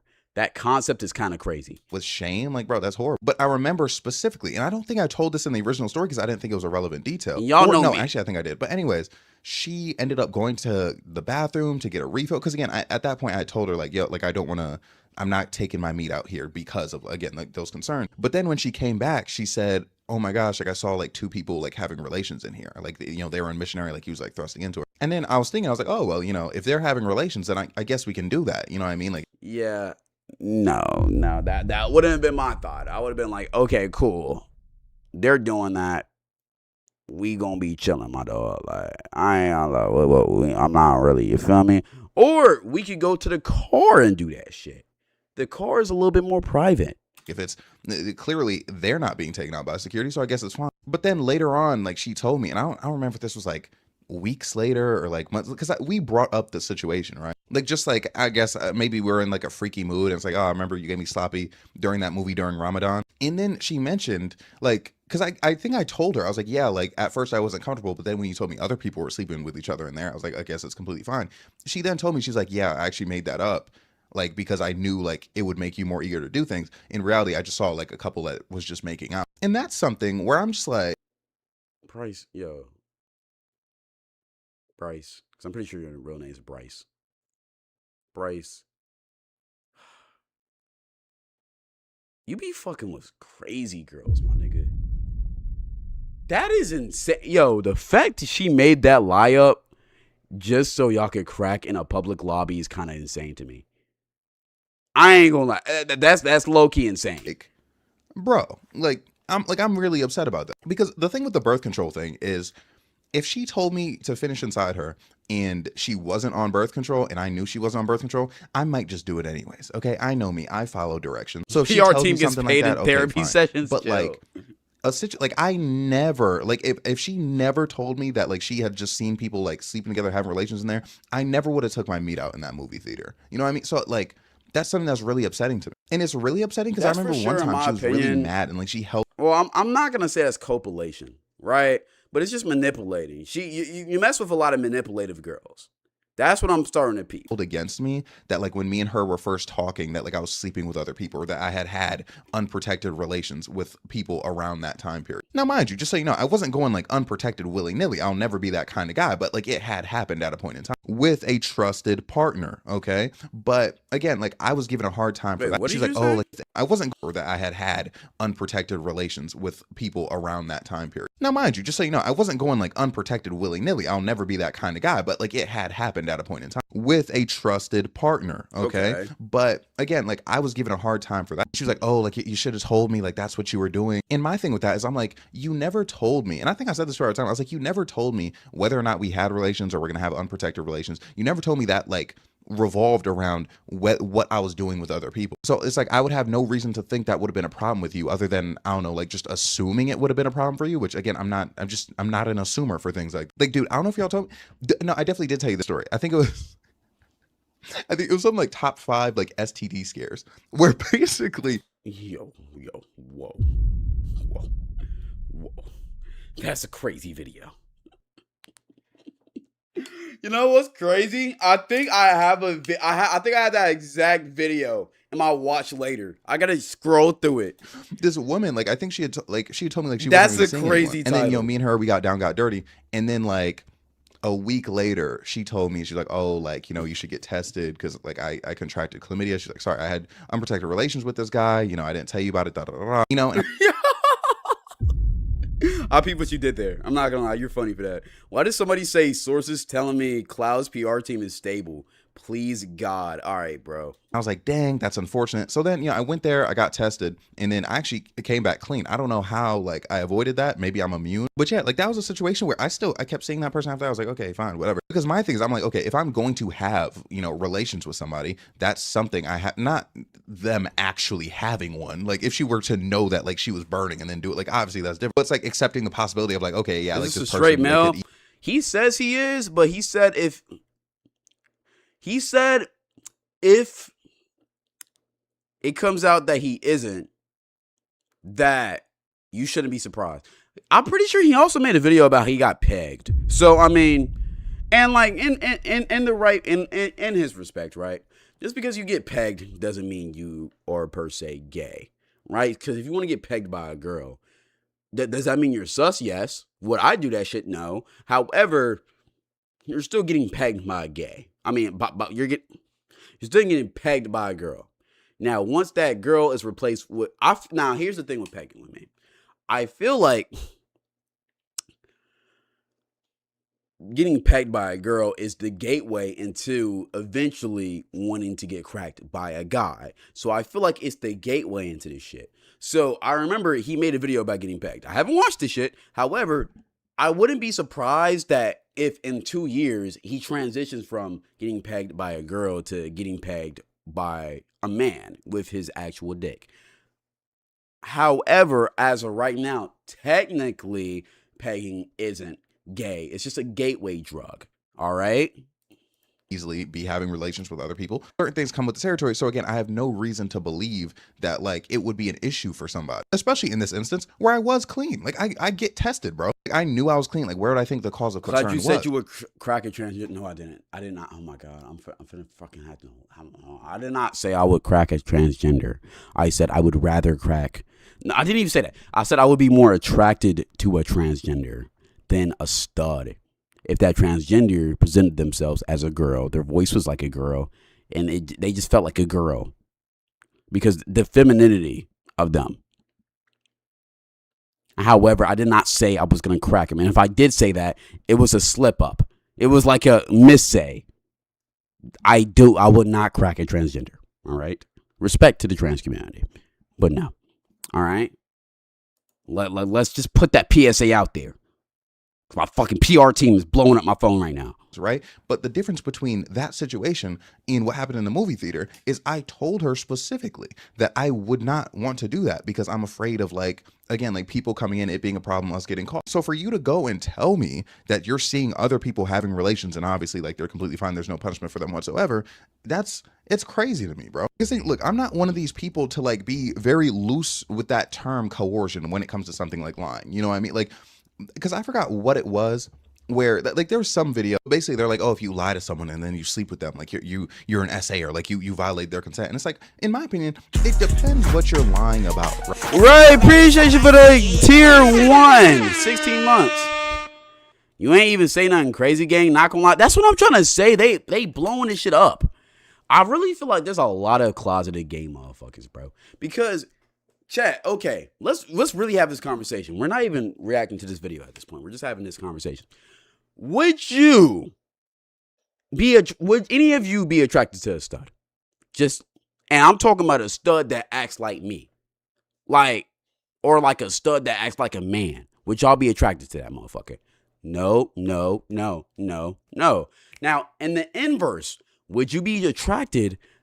Okay, so y'all saying no, that means that you would not find that attractive. That's cool. All right. Now, picture this in your brain. Imagine a person comes up to you. They look like a girl. They smell like a girl. They talk like a girl. They have ideals like a girl. They feel like a girl. However, you find out that they were not born a girl. Naturally, as a man, who are you going to be more attracted to? A girl that may have not been born a girl, or a girl that is like that. I'm not even gonna say cosplay, but that acts completely like a man. Y'all are saying neither. That's not an answer. That is not an answer. The second one. Y'all are saying the stud. Do y'all not understand? If you're attracted to the stud, that means you are inherently saying you will be attracted to your homeboys. Right? Because the stud acts like your homeboys. Okay, let's change up this example. Let's say the stud in question acts like your best brother. You're fucking homie. He acts like your fucking homeboy. All right. Let's say that this transgender woman acts like Tyler. Who are you going to be more attracted to? Your homeboy or Tyler?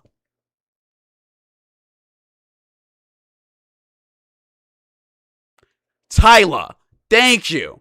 Everybody's saying Tyler now. Everybody's saying Tyler. Thank you. Thank you. Okay, do y'all finally understand now? Oh my God, I'm getting an ulcer from explaining this shit.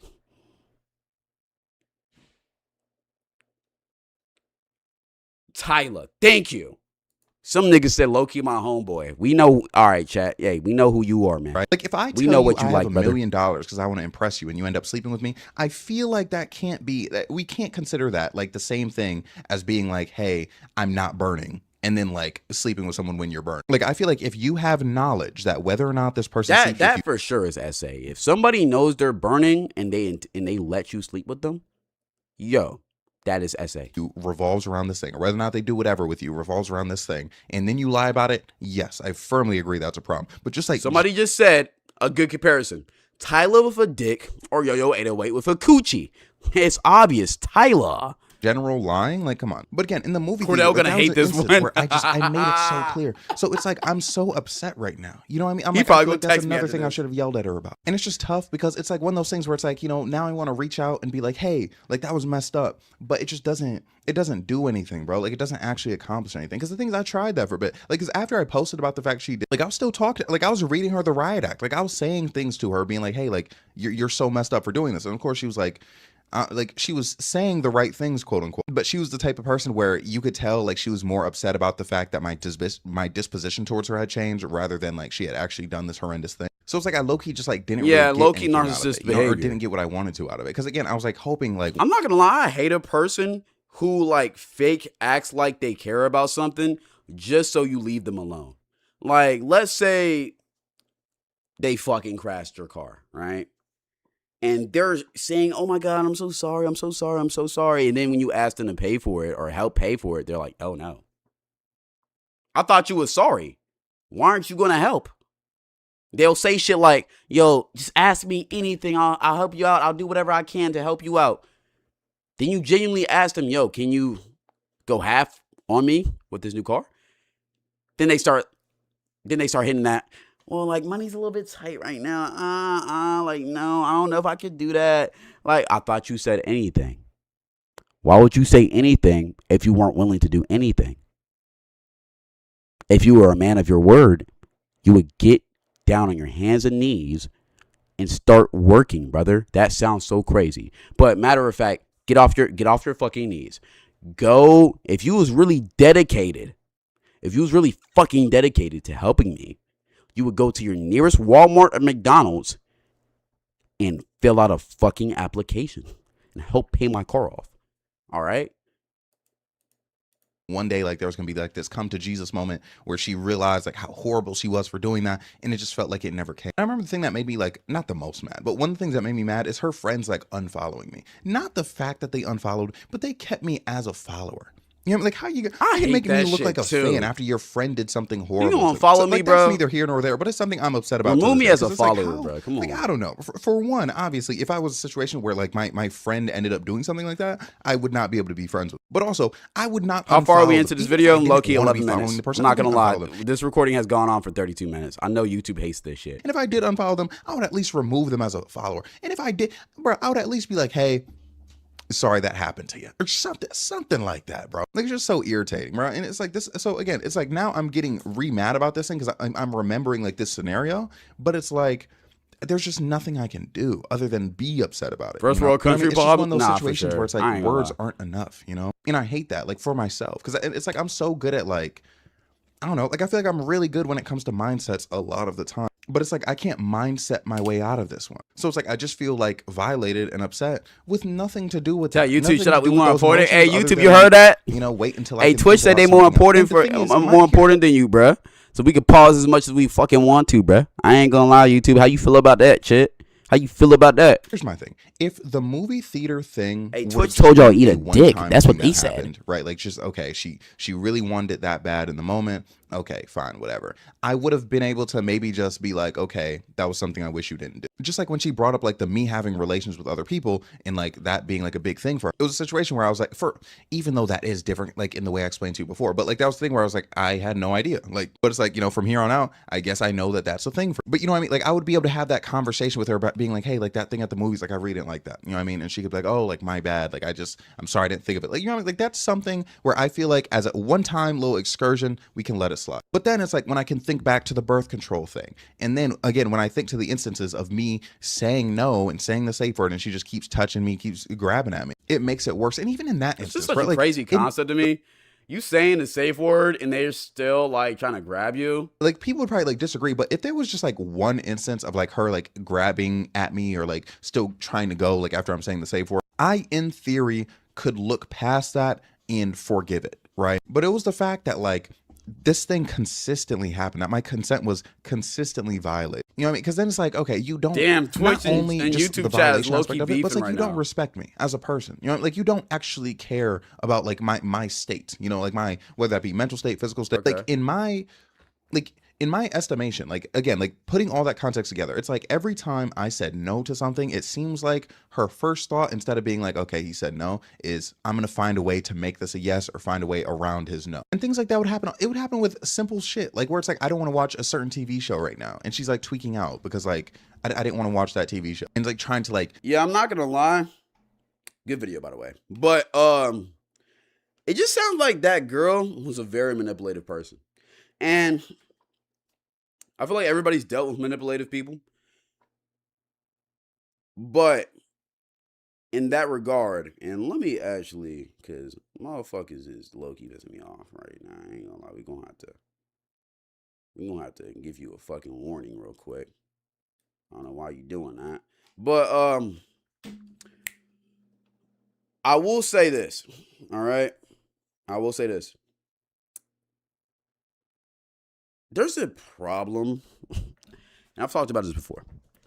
Some women, when I say some, I mean some, like some, emphasizing that word, some women don't take no for an answer. I don't know why. I don't think it comes necessarily from a super predatory place. I think it comes from a narcissistic place. They don't want their egos hurt because a guy said no to them because they expect, oh yeah, guys are supposed to say yes because I'm pretty and attractive. But when you say no, they think it's an attack on them, so they try and pry to get you to say yes. The more I explain it, it's for sure predatory. But that's what it sounds like was happening with his girl. She thought it was an attack on her that he didn't want to sleep with her, or that he didn't want to sleep with her. And she was trying to manipulate him into doing it so that she felt like she won or she got what she wanted. That's nasty. That's weird. Don't fuck with that. I ain't gonna lie. Now let's see what y'all are Damn. Hold on. YouTube and Twitch chat actually beefing.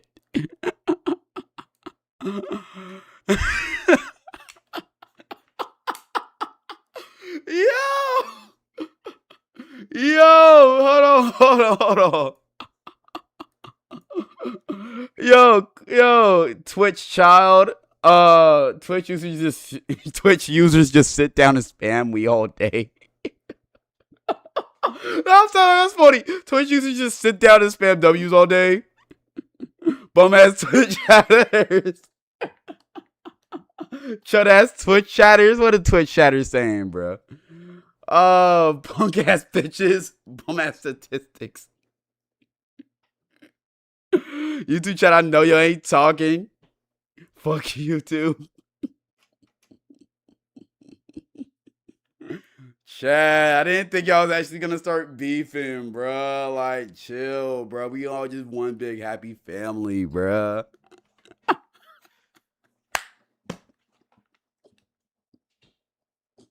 I'm sorry, them niggas said, yo, y'all just sit on Twitch all day and spam W's. That's crazy.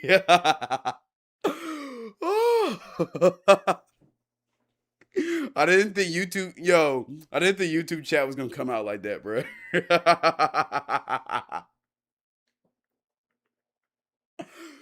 Nah, man. Hey, let's put a poll up. Twitch. Who do you think is better, Twitch or YouTube chat, man? I'm gonna put a poll up on YouTube too. I'm gonna do that for the first time in like fucking years. It's my first time actually interacting with YouTube chat. Who's better?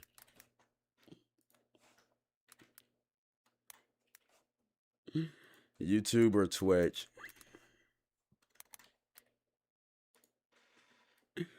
YouTube supports Israel.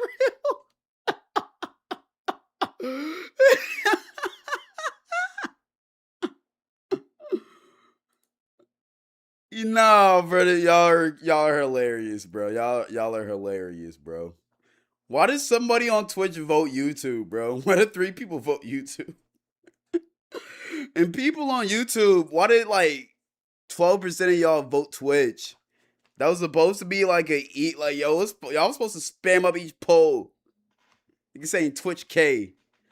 Twitch loves TA.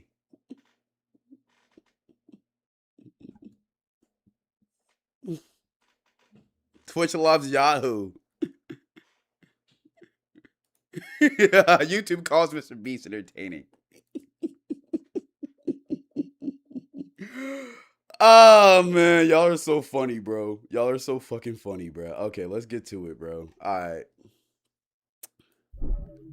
I feel like we should take a break from the freaky shit. Take a break from the freaky shit. I'm not gonna lie. Cause chat's getting a little bit.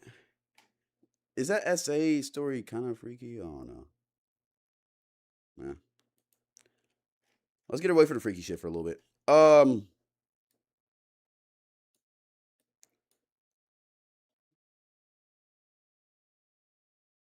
Okay.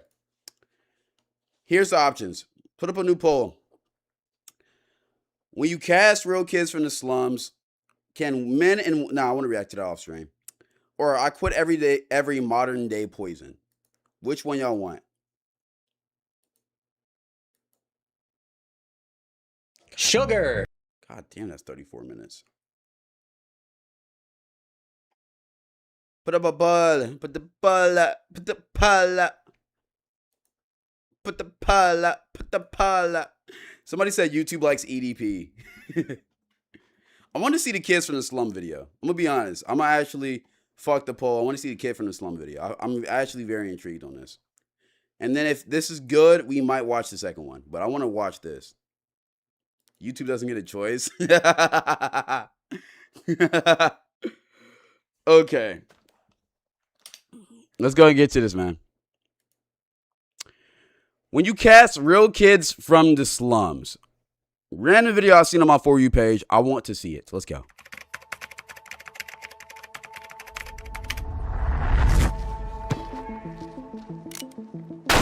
This What is the actual fuck did I just see? Oh wow. Okay. All right.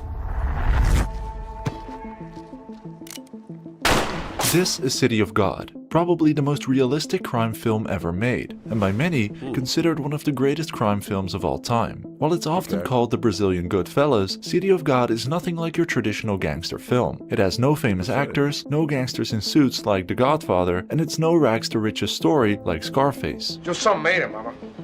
It's a success. City of God does not romanticize crime in any shape or form. Instead, it shows the bleak lives of kids growing up in the favelas of Rio de Janeiro, struggling to survive another day. But director Fernando Meirelles didn't want professional actors to perform this story. He wanted people who had actually seen it, felt it, and lived it. Therefore, the people you see on screen aren't actors. They are actual residents of the favelas of Rio de Janeiro, standing in front of the camera for the very first time. I've always heard that City of God was a really good movie, but I've never seen it. This might actually influence me to go see it. While journalists had been writing about how dangerous these neighborhoods were for decades, and even documentaries had been made about it, nobody outside of Brazil was paying any attention to them. Nobody wanted to put any money on the film because everybody was saying that this would be a flop, because unknown actors, very violent story, inside favelas, nobody is interested in seeing favela, that's what they tell me. But I'm when not gonna lie, favela, the whole concept of favelas is very interesting in my opinion. Especially the ones in Rio de Janeiro, like how they're built up on the hills. I feel like that shit's kind of cool. When City of God came out in 2002, it did something no article or documentary ever managed to do. It put you inside that world so convincingly that it went on to be screened in over 100 countries and earned 4 Academy Award nominations. So today I want to dive into the story of City of God and show you how it became one of the most realistic crime films ever made. But in order to understand how, we first need to get a better understanding of where this story started. City of God is based on a true story and is narrated by a young boy named Rocket, who grows up in the slums of Rio de Janeiro. In the 1960s, the Brazilian government relocated poor locals from central Rio to the suburbs, clearing out valuable land under the promise of giving them better lives. They moved them to housing projects on the outskirts of Rio de Janeiro, one of which was Cidade de Deus. The name was a bold promise, but in reality it was nothing like it. City of God was a wasteland with no jobs and no infrastructure, and in just a decade, City of God became one of the most violent places in Brazil. Mas na Cidade de Deus, se correr o bicho pega, e se ficar o bicho come. The story revolves around the lives of 3 friends, referred to as the Tender Trio, who grow up in a city where poverty and crime have become the way of life. Alongside them, there is a kid named Lil Dice, who enjoys killing people just for the fun of it, which already tells you enough about how crazy... We're not gonna excuse that. He likes killing people just for the fun of it? Gang, what?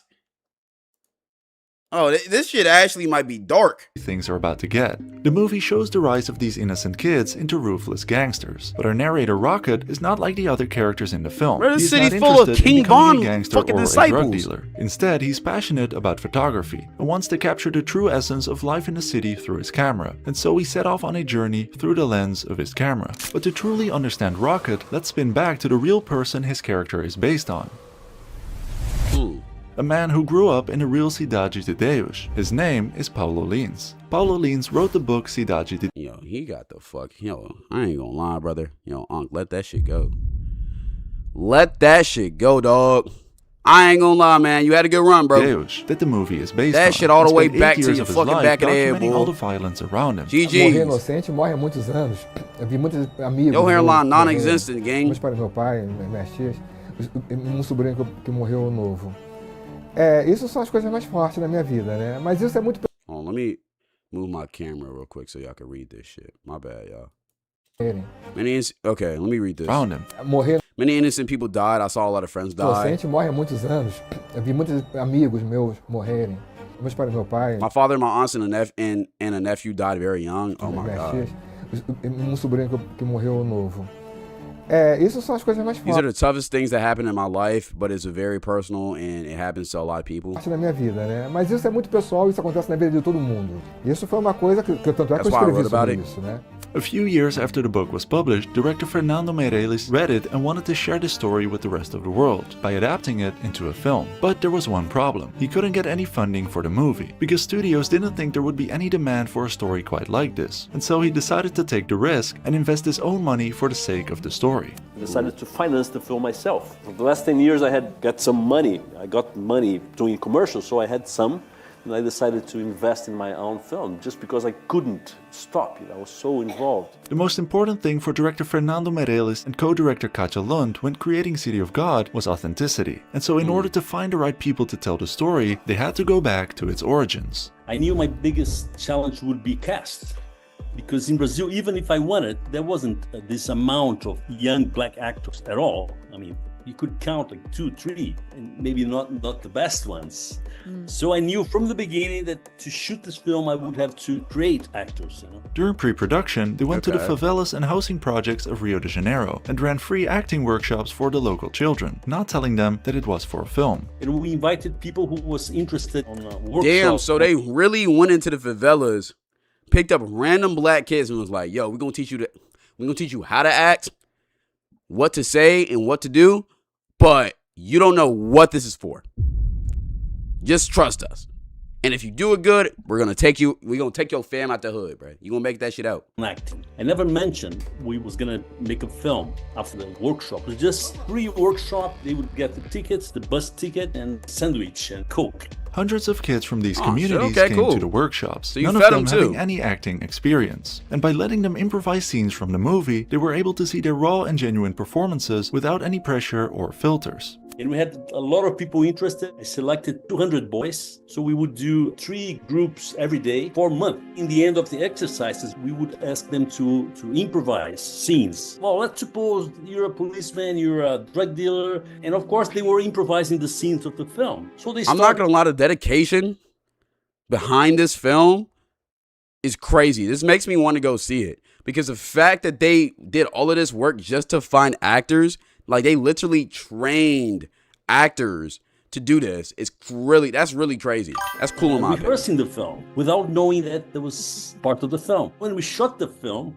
they knew the scenes more or less, and they never got the script. They were allowed to improvise and to change positions, so they were almost playing themselves. That's why it's so authentic. But besides the 17-year-old Rocket, who had never faced a camera before, one of the most memorable and iconic roles of the film is the character of Lil Zay, the main antagonist of the story, played by Leandro Firmino. Lil Zay, aka Zay Pequeno, is one of the most horrifying characters ever to appear in film, and the brutal monster that Lil Zay is unfortunately not a creation of fiction, but a real person who once lived in and terrorized the favelas of Rio de Janeiro.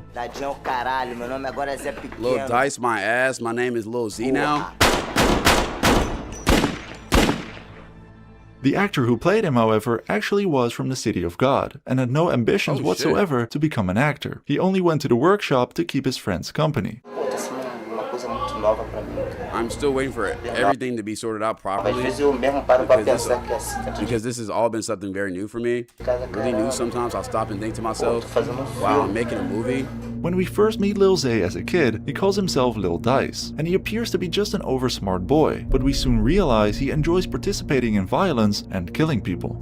Marco, aí, vamos pra tu. Vai ficar beleza, tu vai precisar.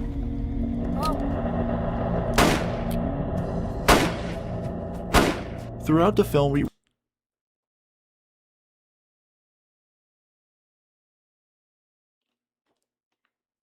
Bro just swung around the pistol. Like, yeah, I just killed somebody today. Yeah.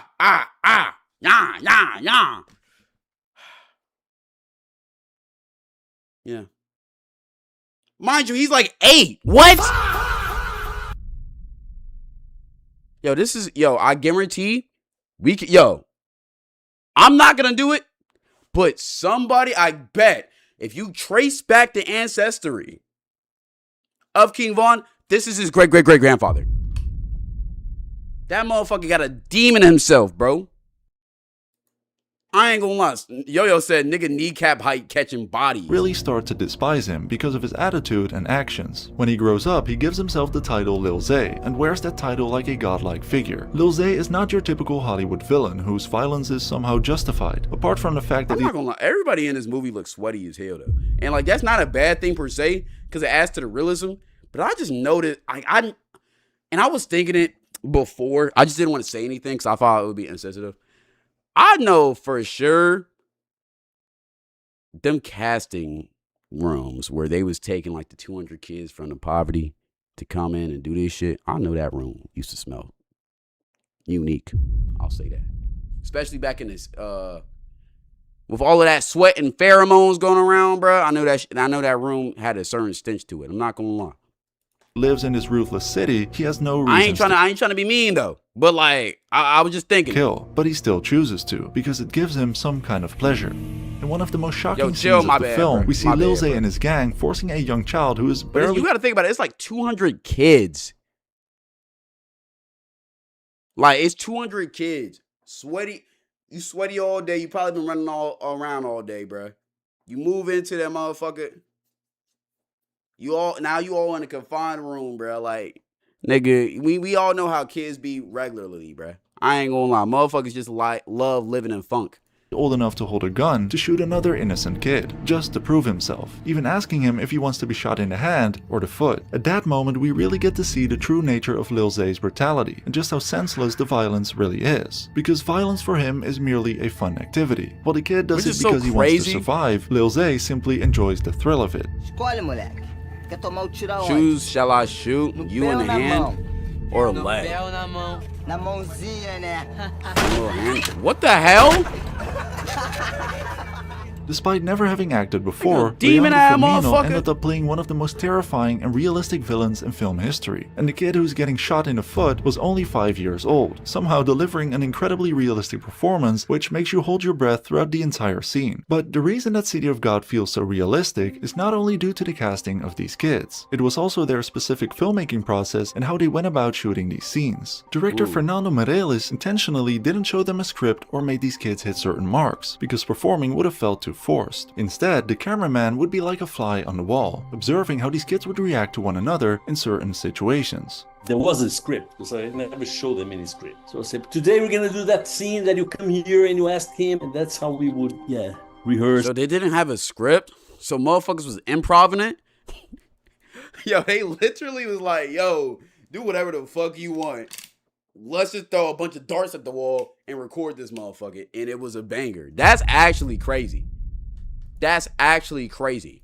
And then shoot. Watch the film carefully. You see that there's no continuity at all. I would never give them marks to hit, Just let them play like a theater play, like a performance. And our cameraman, our DP, Cesar Shaloni, prepared the light. There was no stands on the set. And he would just grab as a documentary the thing really happening. And that's how we shot. And that's why it feels so authentic. This guerrilla style of filmmaking is what makes City of God feel so realistic, and it works so well because of how style and substance support each other. Because the film was shot on multiple locations high up in the favelas that were notoriously hard to reach, the crew was small and the gear had to be light. The handheld cameras didn't just make the crew more flexible, it also gave the film this documentary style look that added to the story's narrative of its gritty, raw and unstable environment, which in and of itself wasn't perfect either. That's why the main thing that immediately stands out when you first see City of God is its unique visual style. The film was shot on analog 16mm cameras, which on the one hand were chosen because they're cheaper, lighter and easier to move around, but the lower quality film also adds a lot of grain and rawness to the image. And for the wide landscape shots, higher quality 35mm film was used, giving the movie this nostalgic image of Rio de Janeiro. But another unique aspect is the way the story is beautifully told through the use of color and editing.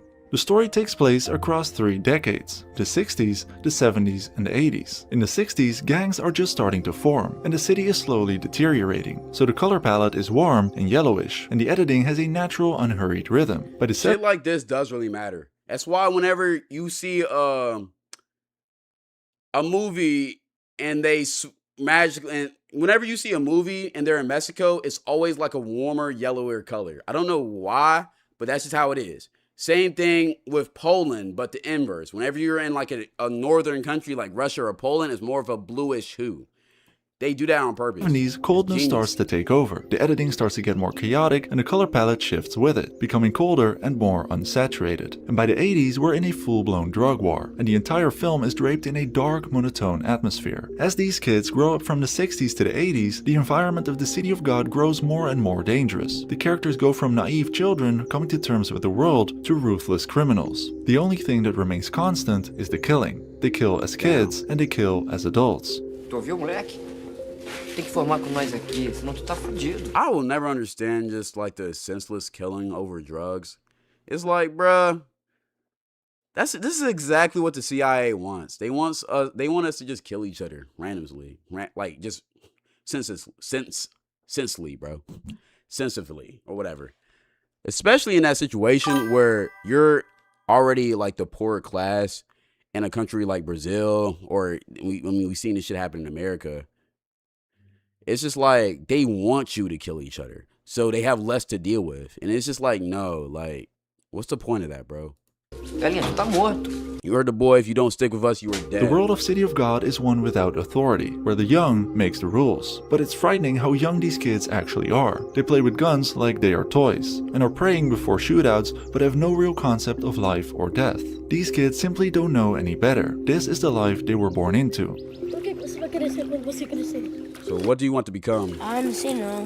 I don't know. Mas eu não quero ser nem bandido nem Not a policial. hood or a policeman? Por quê? Ah, porque eu tenho medo de tomar tiro. Why not? I'm scared of getting shot. Think about the world you grew up in, the role models you had, and the examples of success around you. Now imagine that none of that existed. You have no one to guide you, barely have any education, and no idols to positively influence you. That is the world of City of God. Mas It's really get shot or be the one who gets shot in that type of lifestyle. That's sad, bro. governos ricos, não importava o nosso problema. Como The eu rich and disse, powerful, our a problems don't cidade de matter. Deus fica We're too muito far longe do removed from the cartão picture, postal do Rio postcard de image Janeiro. of Rio de In a Janeiro. place like City of God, the Damn. gangsters are the success story. They are the ones with the money, the clothes, and the respect. For most of these kids, becoming a gangster is the fastest way of achieving success and power. And so the only question becomes whether you're willing to do what it takes to get it. Even though our narrator Rocket faces the same poverty, peer pressure, and temptations as his peers, he finds a legitimate escape route and purpose through the lens of his camera. While all the other characters choose violence, Rocket uses art as his weapon and channels his ambition into a passion for photography rather than gang violence. Tá bom aqui? Tá ótimo. Nobody expected City of God to become this popular. It had no English dialogue, not a single known face, and a cast with no experience. And yet, it earned 4 Academy Award nominations. Cesar Charlone for City of God. Danielle Resende for City of God. Braulio Mantovani for City of God. For City of God, Fernando Meireles. On top of that, City of God sits on every list of the greatest films ever made. The City of God just is a tough ass name, bro. I feel like any good film you have, it has to have like a crazy good ass name. And inspired a whole new wave of Brazilian cinema. There was several, I mean, You don't have school 10 or tomorrow? I got 12 school films tomorrow? came Ew. right after, with the same environment, same kind of characters, so it became really like a wave of films. 91% audience score, that's what I'm saying. For a movie that old, it's crazy. But for Brazil itself, not everyone agreed on its reputation of the city. Its authenticity was questioned for poor representation, stating that it reduced an entire community to its worst moments, showing the world the violence while leaving out everything else. But according to its directors, visibility, even painful visibility, was better than silence. The sad reality is that many young boys and girls who appeared in the film went back to the neighborhoods they came from, and some struggled to find any work at all. But even though the movie couldn't save all the lives of these kids, it still managed to leave a mark on everyone, the ones who watched it, as well as everyone involved in it. And so City of God was a very important book, especially for the story of the favelas in Brazil. How powerful it was, that journey. It was a story of the country, of what was happening. But he did in a beautiful way that it was so cinematic that people all over the world loved it. But we did like never thinking that it would take that size, and it changed my life. City of God is a film that doesn't give you easy. Wait, she's from Fast and Furious. I know her. Hold on, let me. Was her first movie City of God? Yeah, I know this girl, bro. She's from Fast and Furious. No, Queen of the South. I'm sure she's in Fast and Furious too. Am I tweaking? I've seen her before. Queen of the, it might just be Queen of the South. I'm like, yeah, I've seen her before. Bro, what? Damn, that's crazy. So her first acting gig was probably City of God. Wow. I actually got to watch this now. Wonder what he's doing. Alexander, I'm pretty sure he's like the main person. So City of God was the only thing he ever did? Wow. That's kind of crazy. This is like such a unique movie then. The answers. By the end of the film, imagine an artist going to the favelas to shoot a music video. That would be tough. I mean, people have probably done that before. kids are the winners within Cidade de Deus, and they are the ones left in charge. But as the last shot of the film shows, while one cycle ends, another begins. The next generation of children will likely grow up to kill more people. City of God is probably the greatest gangster film of them all. It shows that most gangsters in the world don't monologue about family and wear suits and ties. Most people affected by gangs are born in poverty and are drawn into conflict. City of God is about that reality. There is no glamour in this world. It may not be the most celebrated gangster film by the majority of people, but no other crime film has ever come close to the truth. Because poverty and gang conflict don't end when the credits roll. This story is still happening somewhere in the world right now. Damn. Okay. That was a change of scenery. I'm not gonna lie. That was a pretty good video describing that. I deadass want to go see that movie now. Proving that movies using the same 10 actors is a waste. That's real. As a Brazilian, it really shocked me how realistic the movie was. I lost almost my entire family to drugs and crime, and it's truly so terrifying how accurate the movie is. Damn, that's sad. Actually, acting is very much part of their everyday routine. Acting to survive, mimicking, adaptation, improvisation, fake it till you make it, etc. I feel like everybody acts, but especially in that lifestyle, you have to act like you're okay a lot when you're not in an okay situation. The actor who plays Little Dice as a kid, Douglas Silva, became a famous actor here in Brazil. He's a sweetheart and even finished that third place in Big Brother Brazil. Damn, okay. That's crazy. I'm not going to lie. That's an interesting thing. That's an interesting video. Wow. Okay, I'm glad I watched that, bro. Very insightful. YouTube, you want to see more shit like that? Subscribe. Yeah. Cloud, you see that? Cloud, you see that Kai got rose? He had cornrows? I don't be keeping up with Kai as much as I used to, bro, because I don't react to as much drama as I used to. However, let's go see. Are we done with reactions for today? I think we are. We got one more thing to do, and then we're going to get the fuck up out of here. I got work to do. Is Kai streaming?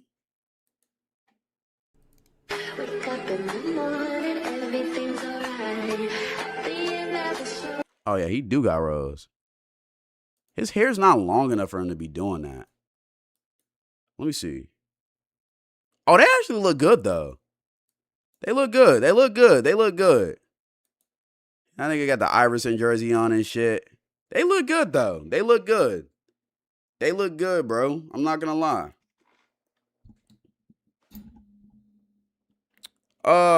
Okay.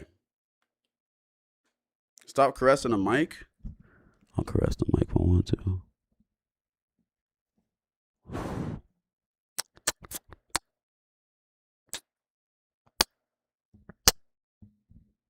Chad, imagine me kissing you. Let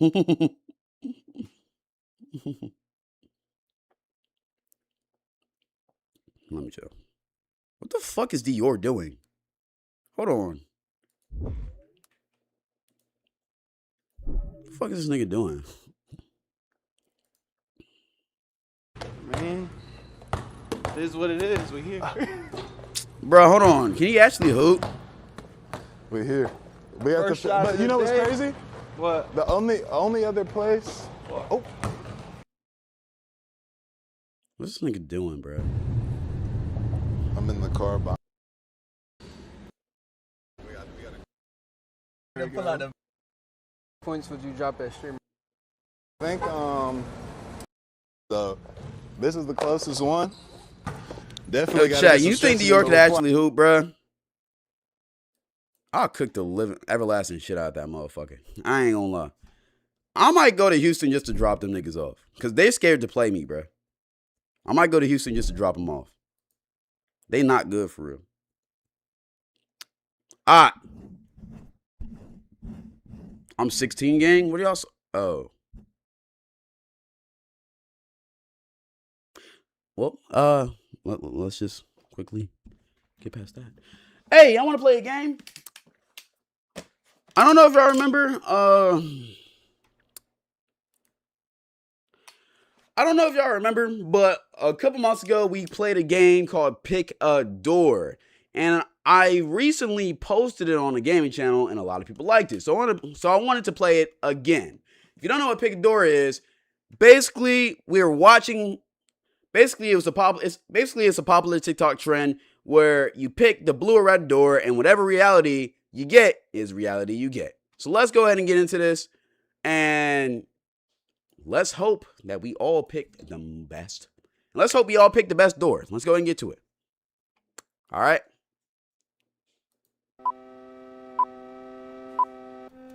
Okay, which door are we picking today? I'm going to go blue one because the monster is right next to the blue door. The door you choose will determine you always got to trust the monster for the in next these. 24 hours. Red door, the Mimic Lab. You are the night guard for the containment wing. In the White Underground Lab, you will see scientists. Oh yeah, I picked the right one. I picked the right one. I picked the right one. I picked the right one. Do not touch the locks until you. Oh my God, I use picked the right scanner. one. If the light turns red, that's a mimic. When their skin starts to look like wet plastic or their jaw. Oh, y'all niggas who picked the red door, y'all some bums. To hide instantly. That's gonna be this motherfucker right here. Hold on, no. This motherfucker right here is gonna be your fucking roommate, my dog. Hell no. You gonna be sleeping next to him. Door to hide instantly. Skinwalker ass motherfucker. Seriously, you're actually kidding me? I keep leaving all these little hints for you, and you still keep choosing the wrong door. That's what I'm trying. That's what I'm saying. Always trust the monster, chat.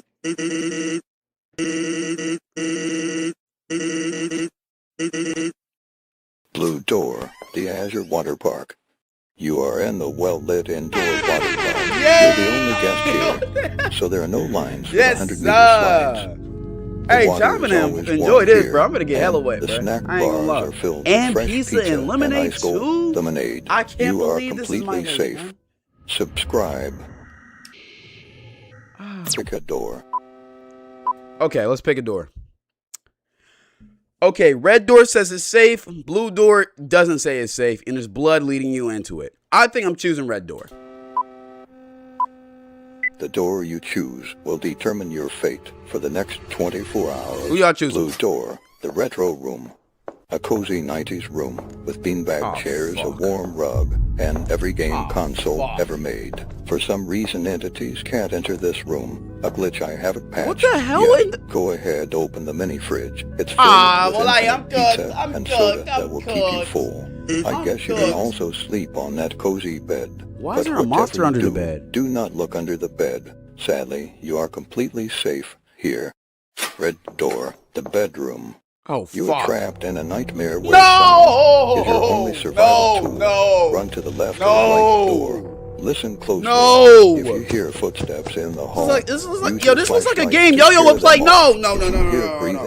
Shut the door immediately and do not use your flashlight. The thing in the closet is impatient. If the door creaks, shut it fast or you will be dead.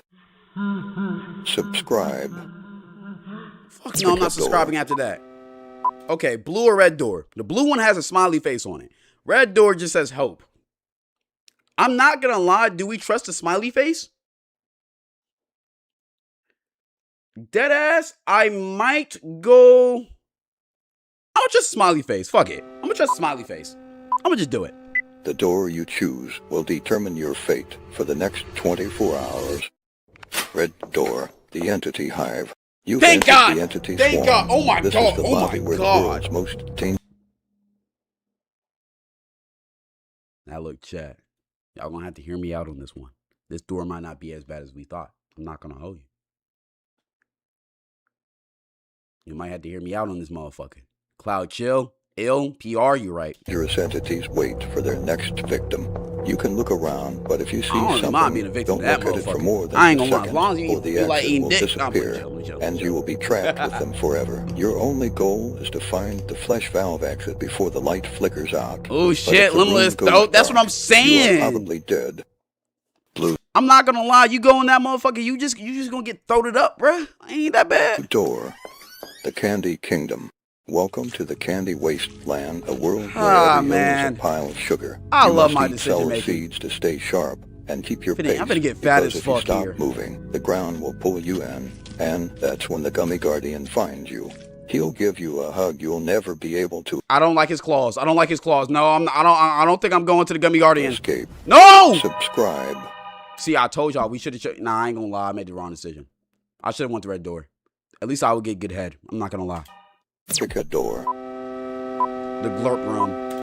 The planet behind us is blue, so I'm gonna choose blue for this one. The door you choose will determine your fate for the next 24 hours. Red door, the plastic playground.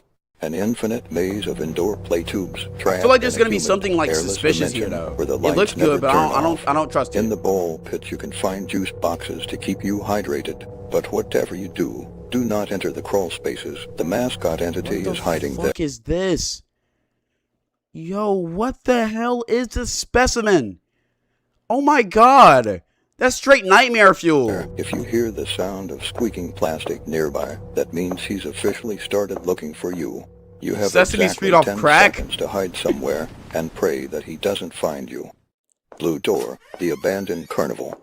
This is a massive, decaying theme park where the machines run without electricity. If you are hungry, you can eat the popcorn left on the ticket booths. That's still ass shit, no. Ferris wheel cabins where the wind can't reach you. Just do not enter the funhouse and you probably will be safe. Subscribe. I'm not good, bro. Fuck. I went 2 for 2. Jesus. My record is 2-2, bro. No, not 2-2. I'm 2 for 4 right now, bro. I ain't gonna lie. I gotta catch another W. Hey, I'm gonna trust the monster right to the that looks like a siren, but fuck it. I'm gonna trust this siren head to the right because you're a monster. I'm gonna trust the blue door. I don't trust that safe red shit. The door you choose will determine your fate for the next 24 hours. Red door, the Cloud Lounge. You are in a room where the floor is made of solid, bouncy clouds. There is a table my God, with that's the fresh perfect pancakes room for me. and maple syrup that refills itself. You can sleep on a floating mattress. There are no entities here. You are completely safe. Why give a big Survival door? chance, 99%. Blue door, the infinite living room. You are trapped in a maze. No, bro. So you must Why did the roll monster lie to me? There is no food, and the only liquid is the condensation dripping from the ceiling. You can try to rest, but the entity is always nearby. I'm claustrophobic too. No, bro. This is the worst room ever. Immediately. Survival chance, 24%. 24%? Pick a door. Okay, bro. I'm 2 for 5 right now. Which one? I'm gonna trust the. All right, the blue door says help. However, the triangle shit may be signaling our triangle friend is there. So I'm gonna choose blue door. That's terrible. The door logic, you though. choose will determine Red your is probably fate the safer for the one. next 24 hours. Red door, the backyard labyrinth. The moon never moves. Oh, here, hold and on. the I might have crickets are cooked this deafening. time. You I might have can cooked this find time. garden hoses to stay hydrated, but the water tastes like copper. If you hear a fence panel rattle behind you, start running. You know, copper water isn't actually bad for you, bro. Copper actually kills a lot of bacteria. I learned that from TikTok Shop. The neighbor is playing hide There and might be a lie. seek, and he's already found you. If the crickets suddenly go dead Hey, y'all silent, hey, y'all don't red move. door The motherfuckers. Y'all neighbor chose the is wrong one, somewhere bro. close I might be and going is 3 listening for your 6. breathing. Blue door, the play pit, a room filled with primary colored plastic balls. Yo, why There is no am entities I here, cheering just like that, plastic bro? balls and nostalgia. Bro, I If feel you like a find a kid. gold Why did I ball, cheer like you that, get bro? to keep it. If you don't, well, at least the floor is soft. You've found it, the secret door. This is where the facility's reality is written. You are not supposed to be here, and the system It's a knows secret it. door? You have 1 minute to save someone named Tall Guy. If you fail, he is erased forever, and you will be the one tasked with telling his family we gotta why save he Tall never Guy. came home. We gotta save Tall Guy. Subscribe. Damn, we might have Pick chosen a the wrong door. door. Hey, Tall Guy is to the right. So I'm going to do the red door. I'm trusting him. The door you choose will determine your fate for the next 24 hours. Red door, the Orbit Lounge, a neon oasis drifting in a violet level of rare gravity. Is just a Oh my suggestion. God, this is the exact Your drinks aesthetic I are wanted. served in shimmering, Yo, this shit looks spheres tough. of liquid that hover right in front of your face. Take a Jack, who cosmic in coaster the to make any fucking drink lounge with me, taste dog? like your best memory. For food, there Who are else chose fresh red bags door? of chips in every flavor you can think of stocked on the display racks. There should be no entities here. You are completely What the safe. fuck is that shark? Blue door, the Terror Hotel. A 1920s luxury hotel lobby Y'all with blue door gold motherfuckers is trim cooked. and red velvet Y'all are carpet. cooked. If you are hungry, there is a silver tray of raw steak and vintage wine in the dining hall. Oh Eat no, quickly you're gonna be eating next to and do not mummies look and at the other vampires. guests. For rest, you can And sleep in billionaires. the numbered rooms. Occasionally, a faceless bellhop asks for your luggage. Hand it over and quickly walk away without asking questions. If the music begins to play backwards, find the elevator immediately and get to a higher floor. What the you hell will is regret that? it. Subscribe. Pick a What door. did I just see Cardi? Okay, I'm pick the blue door. Trust me, or you will regret what comes next. I mean, I guess I'm trusting, bro. Let's do blue door. The door you choose will determine your fate for the next 24 hours. Blue door, the infinite caves. You are deep under... Fuck, you lied to me! You lied to me! You lied to me! You lied! You lied!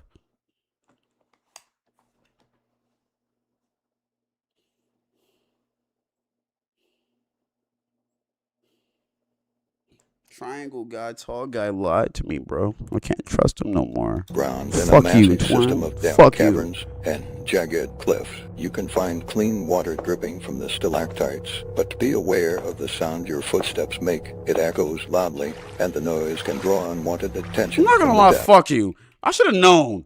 For the next 24 hours. Look how his Blue face Door changed as soon as I picked the door. Look at that evil ass smile. Fuck you.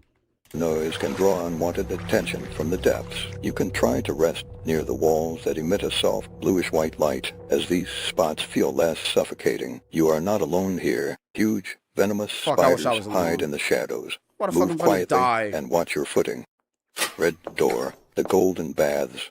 This marble sanctuary is filled with glowing pools that stay at a perfect heat to heal your body. You can find trays of fresh grapes and cold spring water on the stone altars. For rest, you can sleep on the luxurious heated silk beds, but be aware of the steam. If it turns red, move to a different pool immediately. There is no entities here. You are completely safe. Subscribe. Pick a door. You know, I would pick Red Door just for the ambiance. You know what? Must be different. I'm already like 6 for fucking 12. Let's do Red Door. I just got a feeling. The door you choose will determine your fate for the next 24 hours. Blue Door, the fleshy nest. You are trapped in a pulsating labyrinth of caves where the wall... Why the fuck does this look so crazy?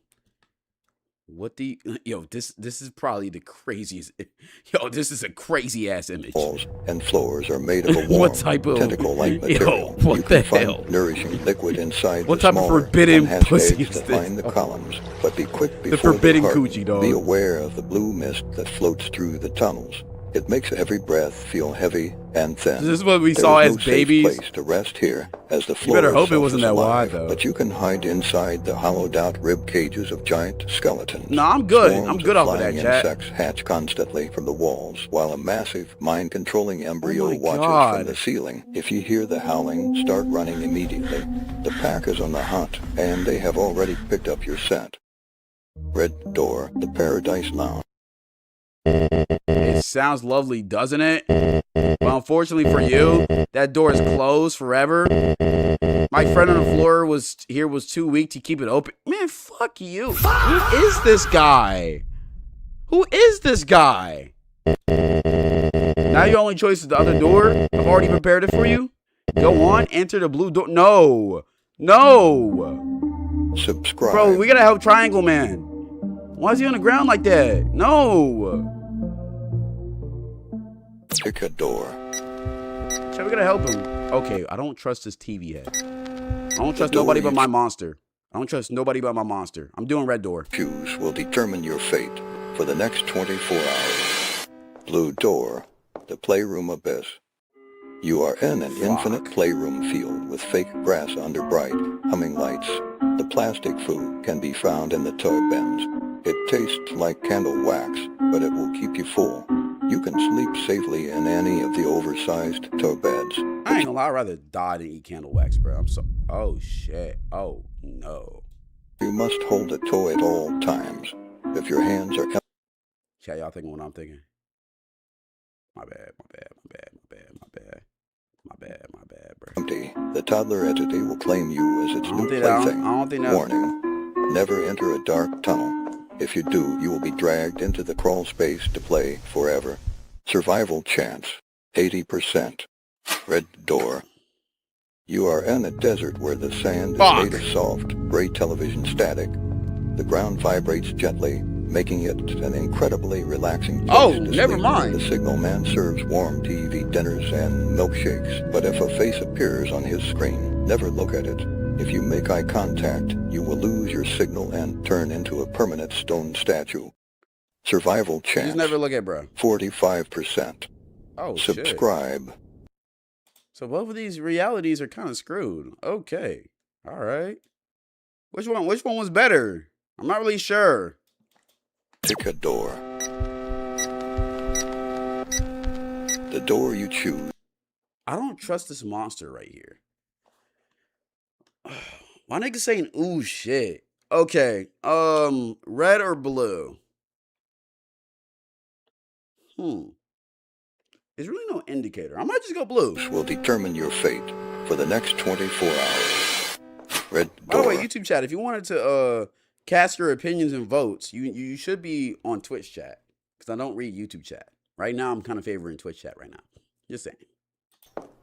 An infinite indoor street. The houses are small, windowless shacks made of drywall. The only food is drywall crackers hidden inside the shacks. Wait, which door is this? Drywall. An infinite for the next 24 hours. Red door. An infinite indoor street. The houses are small, windowless shacks made of drywall. I have a bad the feeling. Only food is drywall crackers hidden inside the shacks. Rule. You must keep walking to stay safe, but when the street lights go out, hide inside a house immediately and stop moving. The residents are watching. If they hear a single sound, they will enter. Stay too long and the door vanishes. Never mind. Blue door might be better. Survival chance, 17%. Blue door is for sure better. Blue door. Welcome to the arcade hall, an infinite hallway of glowing yellow arches. Floating machines provide and free pizza and beer, and soda. You can sleep safely on the warm, floating carpet. You must maintain the high score. Attendants constantly play against you to steal your rank. If you drop to second place, the game over entity will punish you. Survival chance, 68%. Subscribe. Pick a door. Good enough for me. My record's getting better. The door you choose will determine. Should we trust the monster again? I'm going to trust the monster again. I'm going to do blue. Well, I don't know why he only has one eye, but I guess I'll trust you, Cyclops. Determine your fate for the next 24 hours. Red door. Welcome to the infinite party. You fuck. I got to learn that I can't always trust the monster in these, bro. I got to start switching it up. Fuck. And a brightly colored basement filled with balloons that never pop. The only food is a giant birthday cake made of colorful foam. You can rest on the bean bags, but do not blow out the candles. The birthday boy is hiding somewhere in the room. If he finds you, you must sing until your voice fades. Jesus. Rule. Never open the gift boxes. They are empty and will swallow your shadow. Survival chance, 75%. Blue Watch door. this other one be 0. A basement filled with thousands of washing machines. The floor is Chat, why do I covered keep in on doing this to inches of myself? soapy water. Your only food is soggy cereal found on top of the dryers. You can try to sleep on a pile of Oh wet my clothes, God, this is but the horrible. spin cycle is hunting. If I you know hear the a mold in machine there is start by horrible, itself, bruh. Run to the next Shouldn't room. die from mold Survival poisoning. chance, 45%. Subscribe. Pick a door. Okay, we're going to do like 3 more of these. I'm going to pick red door. The door you choose will determine your fate for the next 24 hours. We in the clouds too. Red door.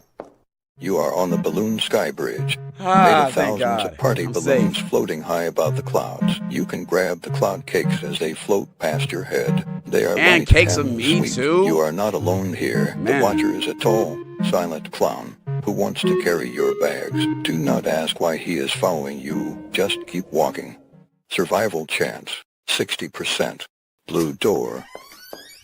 You are in a suburban yard trapped under a permanent purple sunset. Why does that look like only- the fucking balloon? You are in a Why does that look like the balloon from Phineas and Ferb, Dr. Doofenshmirtz balloon, like his toy childhood best friend? suburban yard trapped under Absolutely a not. permanent purple sunset. The only food is the neon blue cake. Whoever picked this door, It you're tastes cooked. like your happiest memory. Balloony? Yeah, you are not balloony. alone here. The party goer is a floating balloon with a human face is drifting nearby. If you are in Man, the open, Dr. and a Doofenshmirtz balloon simulator pops, is crazy. you have exactly 5 seconds to dive under the party table and stay perfectly still. Survival chance, 45%. Subscribe. Pick a door. Which one are we picking, red or blue? This is the second to last one. Next one's going to be the last one. Let's go red. The door you choose will determine your fate for the next 24 hours. Red door. Endless pink closet. Clothes Okay, racks, I can get my soft lighting. drip up. You have candy in pockets And I got candy and good bottles water? on shelves. You can rest in pile of clothes. It's Boy, this one cozy cool. and safe. Tall black figure hangs like a coat. stays still if you don't touch it. If a piece of clothing suddenly feels warm like someone just wore it, do not put it on or touch it again. Survival chance, 93%. I'm Blue liking this door. one. Infinite gray concrete. Y'all are rooms. cooked. It's Y'all are cold cooked. Y'all are and empty absolutely here. cooked. Oh my God. One flickering bulb in every Boy, room. I feel bad for There anybody is who no picked this food one. or water. You can rest only You're on hard cooked. floor. Unknown entity appear in corners. Multiply when lights You're flicker. fried. When the lights go Popeyes, completely on, KFC. you must find and enter a room with light within 20 McDonald's seconds. apple pie. Survival chance, 18%. Subscribe. Last one, chat. The door you choose. Okay, I gotta get this one right on the last one. I'm not gonna lie. I might pick red. I'm gonna pick red. Will determine your fate for the next I'm 24 gonna just throw a Blue door. curveball. An infinite looping suburban house. Fuck. Connected living rooms, kitchens, hallways, no area logically back into themselves. Fridges and cabinets always stocked with childhood I picked the wrong comfort one food on that the last tastes one. exactly like you remember. Oh my Soft beds God. and pastel bedrooms. You This can looks sleep amazing. deeply. Dreams replay harmless old memories. Fuck. Entities, mostly watchers, translucent parents in doorways who fade if approached. One tall neighbor figure occasionally offers cookies. Do not take them. Rules. Never answer if your name is called from upstairs. It's not family. Keep at least one light on at all times. Total darkness makes the house shrink. Rest only when the fake sunset glow dims. Threat level. Safe. Survival chance 85%. Red door. The midnight playground. An overgrown children's playground under Oh perpetual my God, bro. No, we're not ending off on this. birthday cake slices and juice boxes that refill slowly. You can sleep inside plastic play tunnels or under slides. Short naps only. Entities are hostile playmates that giggle and chase if you stop moving too long. Absolutely Watch not. the merry-go-round spins slowly, staring. Rules you must follow. Keep walking or swinging. Total stillness for more than 5 minutes summons them. Never look directly at a playmate's face. It will copy yours and erase you. Do not climb the highest slide. It's a trap. Bro, so I'm in Ignore any never lost ending child calling sleep your name. paralysis, bro? Threat level. Unsafe. Survival Absolutely chance, not. 33%. I'm going to die. Pick a door. Okay, I gotta get this one. The door Don't go this way. I'm gonna pick blue door. I'm gonna trust the crow. you choose will determine your fate for the next 24 hours. Blue door.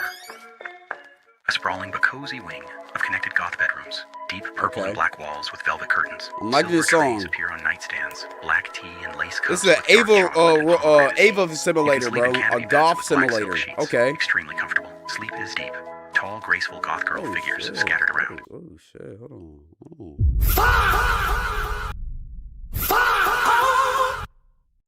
This might be the right door along, my nigga. I ain't gonna lie. This might be the best door out of all of them boys. I ain't gonna lie. Pale skin, heavy black eyeliner. They never approach aggressively. Rules you must follow. Accept any black rose offered. It keeps them calm. Survive, and you might get lucky. One of them could decide you're worth keeping. Red door. Hey, please. Endless narrow. Haha, chat, I won. I won. Yo, whoever picked this door, you're a loser. Almost none. Very occasionally, a You rusty sold. faucet protrudes from the wall. The You water lost. runs brown and metallic. You lost your money. You lost. Tile floor. The red stains slowly seep into your clothes the longer you sit. Rules you must follow.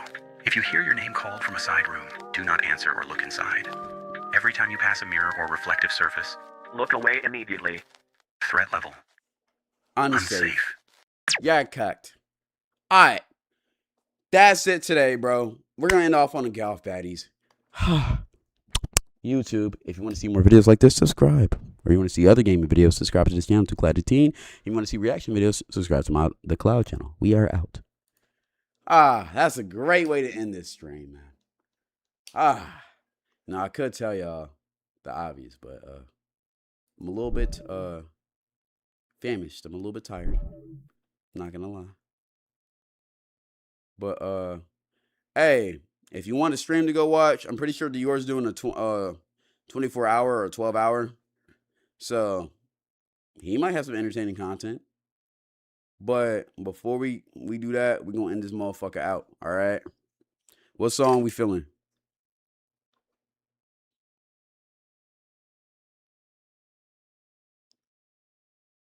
I'll do a 24-hour stream. I'm not doing that. But hold on. I like that. I like I like that selection by Mari.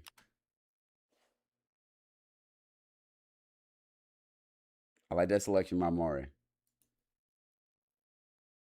Yeah. Chat's been a vibe, chat. I love y'all. It's been a good stream, man. Hey, stick around so we can rate Dior or somebody else. Thank you, Sky. Stay fly. Thank you. Goodbye. That's the vibe.